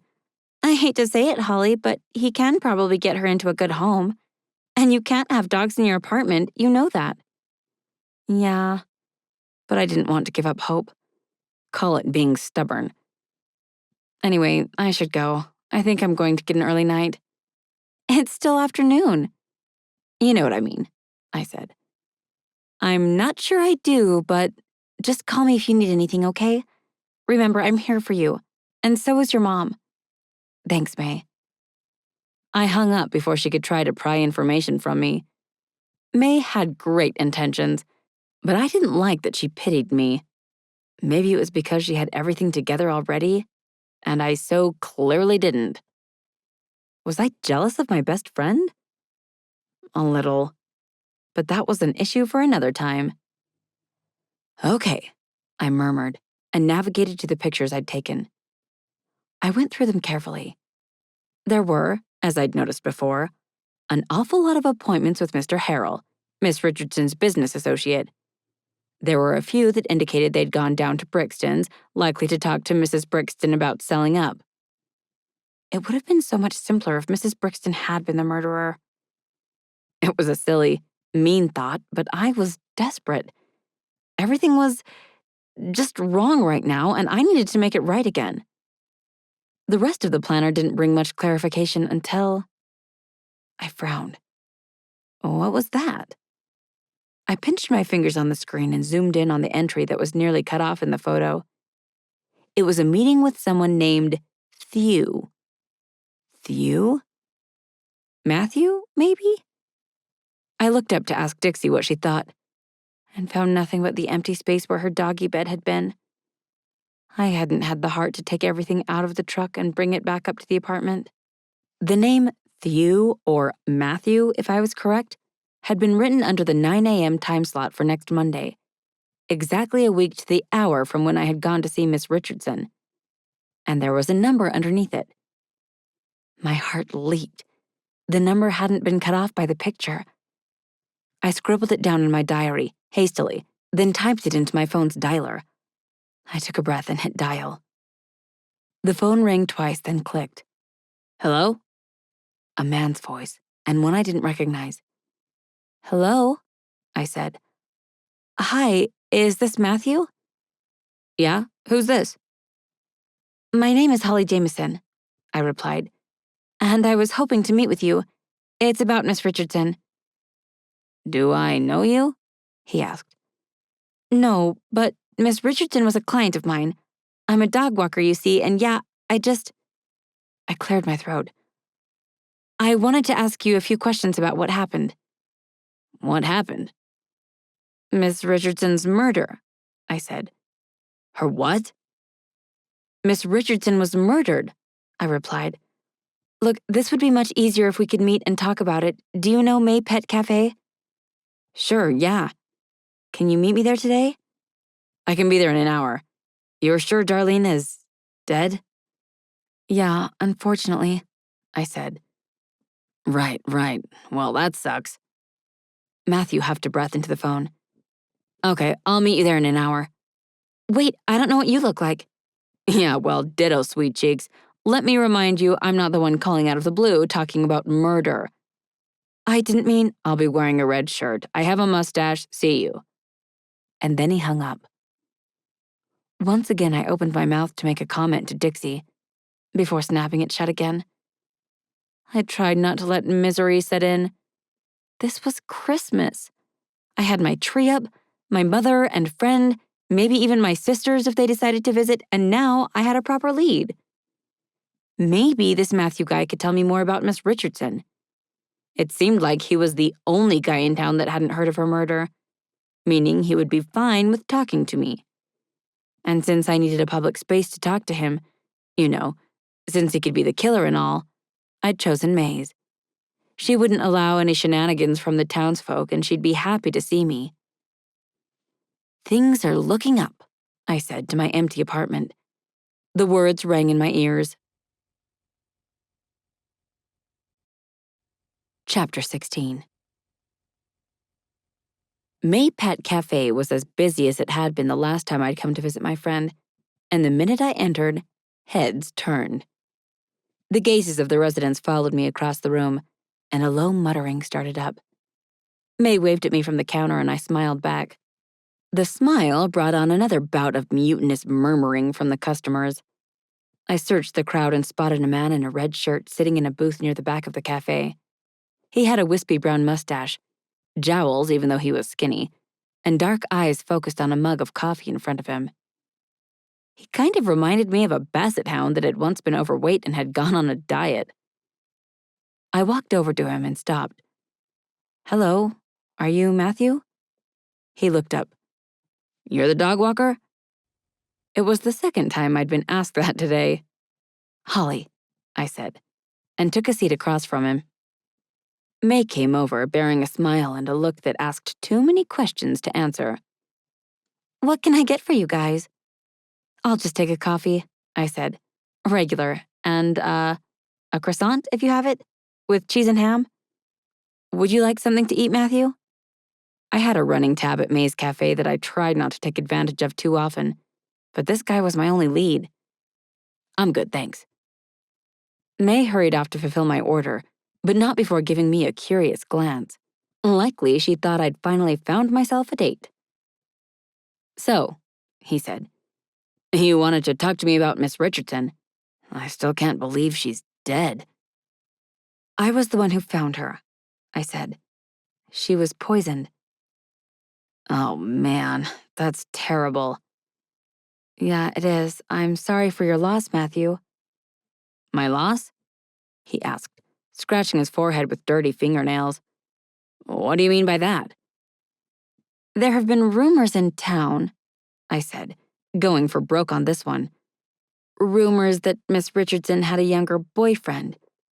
I assumed that was you. Matthew snorted. Heck no, I wasn't Darlene's boyfriend. I'm a happily married man, thank you very much. He lifted his wedding ring and showed it to me. Nah, I'm a private investigator. Miss Richardson used to meet with me once every 2 weeks on the down low. Wanted to keep our conversations private because of the nature of her business. So there was no younger lover? I whispered. Not that I knew, and I knew just about everything about Miss Richardson's life. She told me all about it all. Sometimes being a private eye means listening to your rich clients moan about how tough their lives are. Why did she hire you? I asked. What did she want you to find out? Miss Richardson asked me to check out the woman who owns the bakery, Mrs. Brixton. She wanted to know whether she had any skeletons in her closet. Richardson wanted to use them to get her to sell up the place, Apparently, she and her business partner Harold wanted to make some antique emporium. He slurped his coffee obnoxiously. Because that's what this town needs, an antique store. And did you find anything of note? I asked, hoping he wouldn't shut me out now. Again, the clues pointed back toward Mrs. Brixton, but it couldn't be her. She was clear. Not really now. Not having any affairs, keeps her books clean, her staff is happy, and people love her baked goods. I was going to tell Miss Richardson as much at our next meeting, Matthew said. Looks like that won't be happening. I exhaled. I had to do this. Is there anything you can tell me about Miss Richardson that might help explain why someone might have wanted to target her? Matthew's face transformed. It became more pointed, as if he'd sniffed out something interesting. I might know a thing or two. For the right price, I'll tell you about it. May returned with my coffee, and I mulled over my options while she set it in front of me. I didn't have much money, but I needed to prove that I wasn't the murderer. If I didn't pay Matthew, I'd never know what testimony he had to offer. My dreams of having a doggy daycare would evaporate. Okay, I said. How much do you want? $500. I don't have that kind of money, I said. Look, you have to tell me this anyway, and you'll have to tell the police too. They're looking for Miss Richardson's murderer as we speak. Fine, 50. I can do that, I said after a beat, and removed $50 from my purse and placed it on the table between us. But if it's not good information, I'm taking it back. Matthew rolled his eyes. My information is always good information. He took another mouthful of coffee at his leisure. Miss Richardson had that business partner, Harold, right? Right. He was more than just her business partner. He was dating her, and from what she told me, there was trouble in paradise. So I took it upon myself to, check out what he was up to. Turns out, he was tailing her. A lot. Harold was following her? Correct, Matthew said, sniffing. The relationship was negative. I told Miss Richardson that he was tailing her and she flipped and dumped him. My eyes widened. Yeah? A jilted lover. Wasn't that more than enough of a motive for murder? And Dixie hadn't liked Mr. Harold when we'd met him either. Unfortunately, she had to keep meeting with Harold since they'd already gone into business together and bought that store next to the bakery, Matthew said. The way I see it, he got everything he needed out of her death. Revenge for the fact that she dared to dump him, and full ownership of the store they bought together. My vision tunneled on the coffee mug in front of me. You have to tell the police, I said, stuttering because I could barely believe how obvious this was. If I was right and all the evidence added up, Harold was the guy. He was the murderer. Everything all right over here? May asked, as she set down my croissant. Holly, are you? I pushed up from the booth, grabbing my purse. I have to go. Holly? May's voice followed me through the cafe, but I barely heard her. I had to prove I was right and clear my name. Chapter 17. I had to get over to Brixton Bakery. I'd been unable to get hold of Mrs. Brixton via phone, and finding out whether Mr. Harold had bought Christmas cookies from her would help me prove that he'd been the one to poison Miss Richardson. I rushed down the sidewalk, my boots heavy on the paved sidewalk. The people I passed hissed at me or ignored me entirely. A few made comments under their breath about how criminals shouldn't be able to walk free. I was too excited to care. This was it. My phone still in hand, I brought up Detective Stokes' number. He'd given it to me at the beginning of the week during our interview, and started texting. I just found out that Mr. Harold is Miss Richardson's jilted lover. I'm going to the bakery to check whether he bought cookies from her. Meet me there. I'm pretty sure he's the one who did it. I sent the text off without hesitation. Maybe Detective Stokes wouldn't appreciate the outside help, or rather interference, but I didn't care. I hadn't been this excited in ages. Brixton Bakery was filled to the brim with customers as per usual, and a quick glance into the Christmassy interior showed me that Mrs. Brixton herself swept between the tables, fulfilling orders. I waved to her from outside, eventually jumping up and down on the spot to grab her attention. She spotted me and froze, then shook her head, frowning. I beckoned insistently. Finally, Mrs. Brixton exited the bakery and came over to meet me. "What's the meaning of this?" she asked. "You can't just prance around out here on the sidewalk. You're going to disturb my customers." An elderly woman walking with a cane growled under her breath as she passed us. "I have to ask you something, Mrs. Brixton. It's super important, please." I backed up a few steps, putting distance between us and the front of the bakery, so that the customers who entered or exited wouldn't overhear us. "Please?" "Oh, fine," Mrs. Brixton said. "But make it quick, it's freezing out here." She pressed her apron flat against her sweater, then hugged her arms. "Did Mr. Harrell come in and buy Christmas cookies from you at the beginning of the week?" "Mr. Harrell?" Mrs. Brixton's lips pursed. "That horrible man. Yes, he did. Why do you ask?" "Was it on the first day of the week? Monday?" "Generally, that's what people mean when they say the first day of the week. Yes, it was on Monday. Why on earth are you—" "Oh." Mrs. Brixton's eyes widened. "Exactly. I think that Mr. Harrell was the one who went and saw Miss Richardson that morning. I figured that he wanted to get back at her because he—" Something cold and sharp pressed into my back, and I frowned. "Don't move a muscle, you nosy little twerp." Mr. Harrell's foul breath rushed past my ear. "You there, Brixton. You say a word and I'll stab her, right in the back." I sucked in a breath. "You don't have to do this, Mr. Harrell," I whispered. "I'm not going to tell anyone that you—" "You just told Brixton," he grunted. "Of course you'll tell other people." I squeezed my eyes shut, praying that Detective Stokes had gotten my message and was on the way. There had to be something I could do to stall Harrell, right? "Why did you do it?" I asked, opening my eyes. "Shut up." Brixton's eyes grew round as saucers. Another woman passed us in the street, but didn't notice that Mr. Harrell had a knife. Great. Now the townspeople didn't notice the murderer literally right in front of them.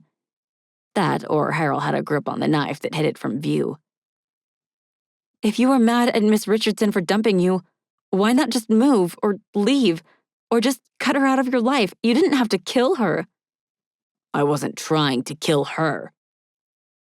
The response took me by surprise. He hadn't wanted to kill Miss Richardson? Then why had he— A rush of facts assaulted my senses. Of course. The planner.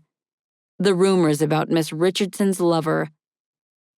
"You thought you were going to kill Matthew," I said. "Or both of them," Mr. Harrell replied. "But, Mr. Harrell, Matthew wasn't having an affair with Miss Richardson." A silence, and Brixton shifted her weight from one foot to the other. Perhaps she'd noticed a change in Mr. Harrell's demeanor. "Matthew was Miss Richardson's private investigator. He was trying to find information about Mrs. Brixton here, so that you two could get her to sell her bakery," I said, my shaky tone gaining strength. "Which means that you killed the woman you cared about the most for nothing at all except your own evil thoughts." "Liar. I'll kill you for—" A police car rounded the corner and cruised toward us, followed by another and another. The pressure against my back disappeared, and the knife clattered to the sidewalk. I turned and witnessed Mr. Harrell sprinting down the road in the opposite direction. Police sirens whooped and wailed as the cars sped after him, chasing him around the corner. Mrs. Brixton let out a shaky breath. I don't believe that just happened." "Are you okay?" I asked, and took hold of her arm. "Do you need to sit down?" "Yes, I think I had better do that. Come into the bakery with me, dear." Mrs. Brixton's attitude toward me had mellowed significantly. I guided her by the arm into the bakery.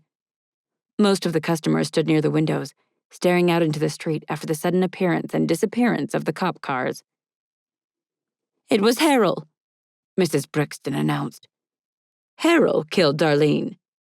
Gasps and a smattering of applause wound through the room, the latter quashing quickly since it wasn't appropriate to applaud a murder. This was still a tragedy after all. And you will all be nice to Holly Jamieson while you're under my roof, Mrs. Brixton continued. She's basically a heroine. She caught Mr. Harold herself. This time the applause came much louder, and the suspicious mean faces transformed. People smiled at me again. They patted me on the back, and I lost track of Mrs. Brixton in the rush of folks coming forward to share a few words or find out what had happened. Chapter 18. Dear Diary, and there you have it. I helped solve the case. Kind of. Maybe Detective Stokes would have arrested Mr. Harrell without my help, but I feel good about what's happened. People in town are acting differently, too. Mr. Malone called me because he wants me to walk his dog. It feels like the start of something big. And also, like Christmas is saved. I only wish I could see Dixie again and take her for a walk in the dog park. I guess we can't always get everything we want. Write more later, Holly. I set my pen down on the table at my booth at May Pet Cafe and shut my diary. It felt like a good way to end the day. I still couldn't believe that the past few days of strife and grief had ended like this. As a reward, I'd ordered myself a piece of chocolate cake. I slipped my fork into it now and took a massive bite. There you are, sweetheart. My mother patted me on the shoulder as she swept past me and took a seat at the table. Ma, I said and grinned. You've got chocolate in your teeth. She gestured to her mouth. Clean it quickly, there's someone coming to meet you. What? There's someone coming to meet you, she said. Who? Ma gave me a secretive smile that meant she was up to no good. Or a lot of it. When I was a kid, that smile had preceded either a punishment because she discovered something naughty we'd done, or a reward for good behavior. It had come before she'd presented us with our family dog, Moles, who had passed 5 years ago, a Labrador who had slept next to my bed most nights. Ma, what are you up to? Trust me, you're going to be happy about this, Ma said, brushing snowflakes off the shoulders of her patchy jacket. Besides, it wasn't even my doing. He reached out to me. Oh no, no. You are not going to set me up with someone right now. I'll be perfectly fine without a Christmas romance. Lies, Mate said, as she strutted by, carrying a tray of food for another table. That's eavesdropping, you know, I called after her, and caught the faint sound of her laughter. Ma, I'm serious. I don't want to be set up on a date with some guy. Would you hold your darn horses for a second? Ma removed her gloves and set them on the tabletop. Heavens, I can barely get a word in edgewise with you. You'd swear I was marching you down an aisle toward a priest. It feels like it sometimes, I said. Between you and May, I barely get a... Ma waved a hand to silence me, perking up in her seat. Here he is. I groaned inwardly. I wasn't sure what she was up to, but it couldn't end well for me. I turned and blinked. What on earth? The man approaching our table wasn't a young guy wearing his best clothes, but a gray-haired gentleman with too many frown lines and... Dixie. It was Mr. Richardson and Dixie. Dixie! I cried and slipped out of the booth. The dachshund barked and tugged on the end of the lead. Mr. Richardson dropped it and the little sausage of a dog bounded toward me, ears flopping happily. I opened my arms and she jumped against my legs, trying to get at my face. I picked her up, laughing as she licked my cheeks. I missed you too. I miss you too. Mr. Richardson reached the table. Well, I didn't quite expect that. Hello, Mr. Richardson, I said, resuming my seat while fending off Dixie's happy lick attacks. How are you? I've been terrible, really. Trying to get a hold of you as well, but Becky isn't answering her phone. Thankfully, one of my sister's friends put me in touch with your mother. It pays to be a hairdresser, Ma said, and shimmied her shoulders. Everybody knows how to get hold of me. Why are you here? I asked, stroking Dixie while she finally calmed down and planted herself firmly in my lap.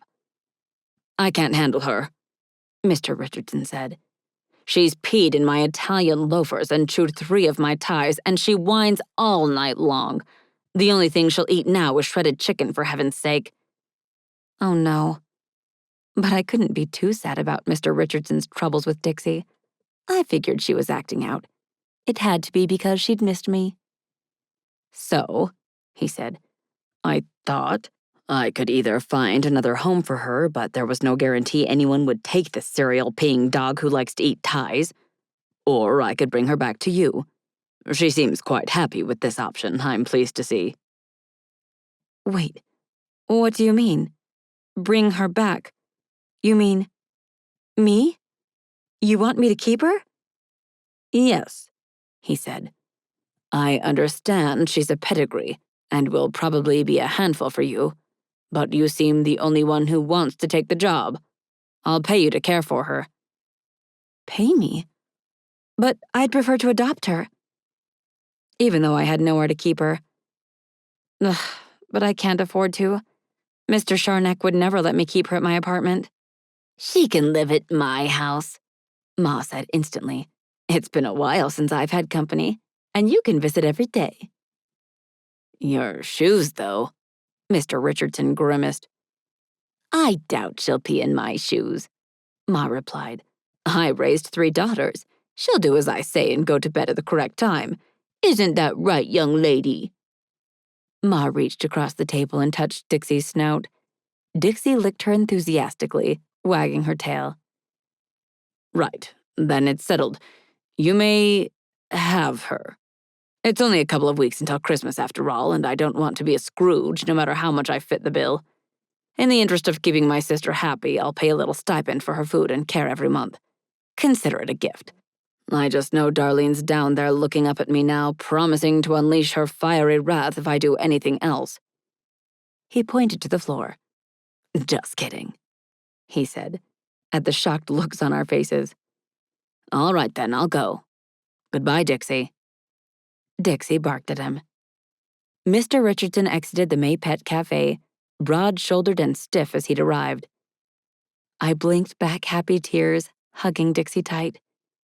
It may not be the most orthodox Christmas so far, but I'd been given the best gift I could have asked for, a dog of my own. This has been Dachshund Through the Snow by Rosie A. Point, narrated by Stephanie Richardson. Don't forget to like and subscribe for more cozy audiobooks.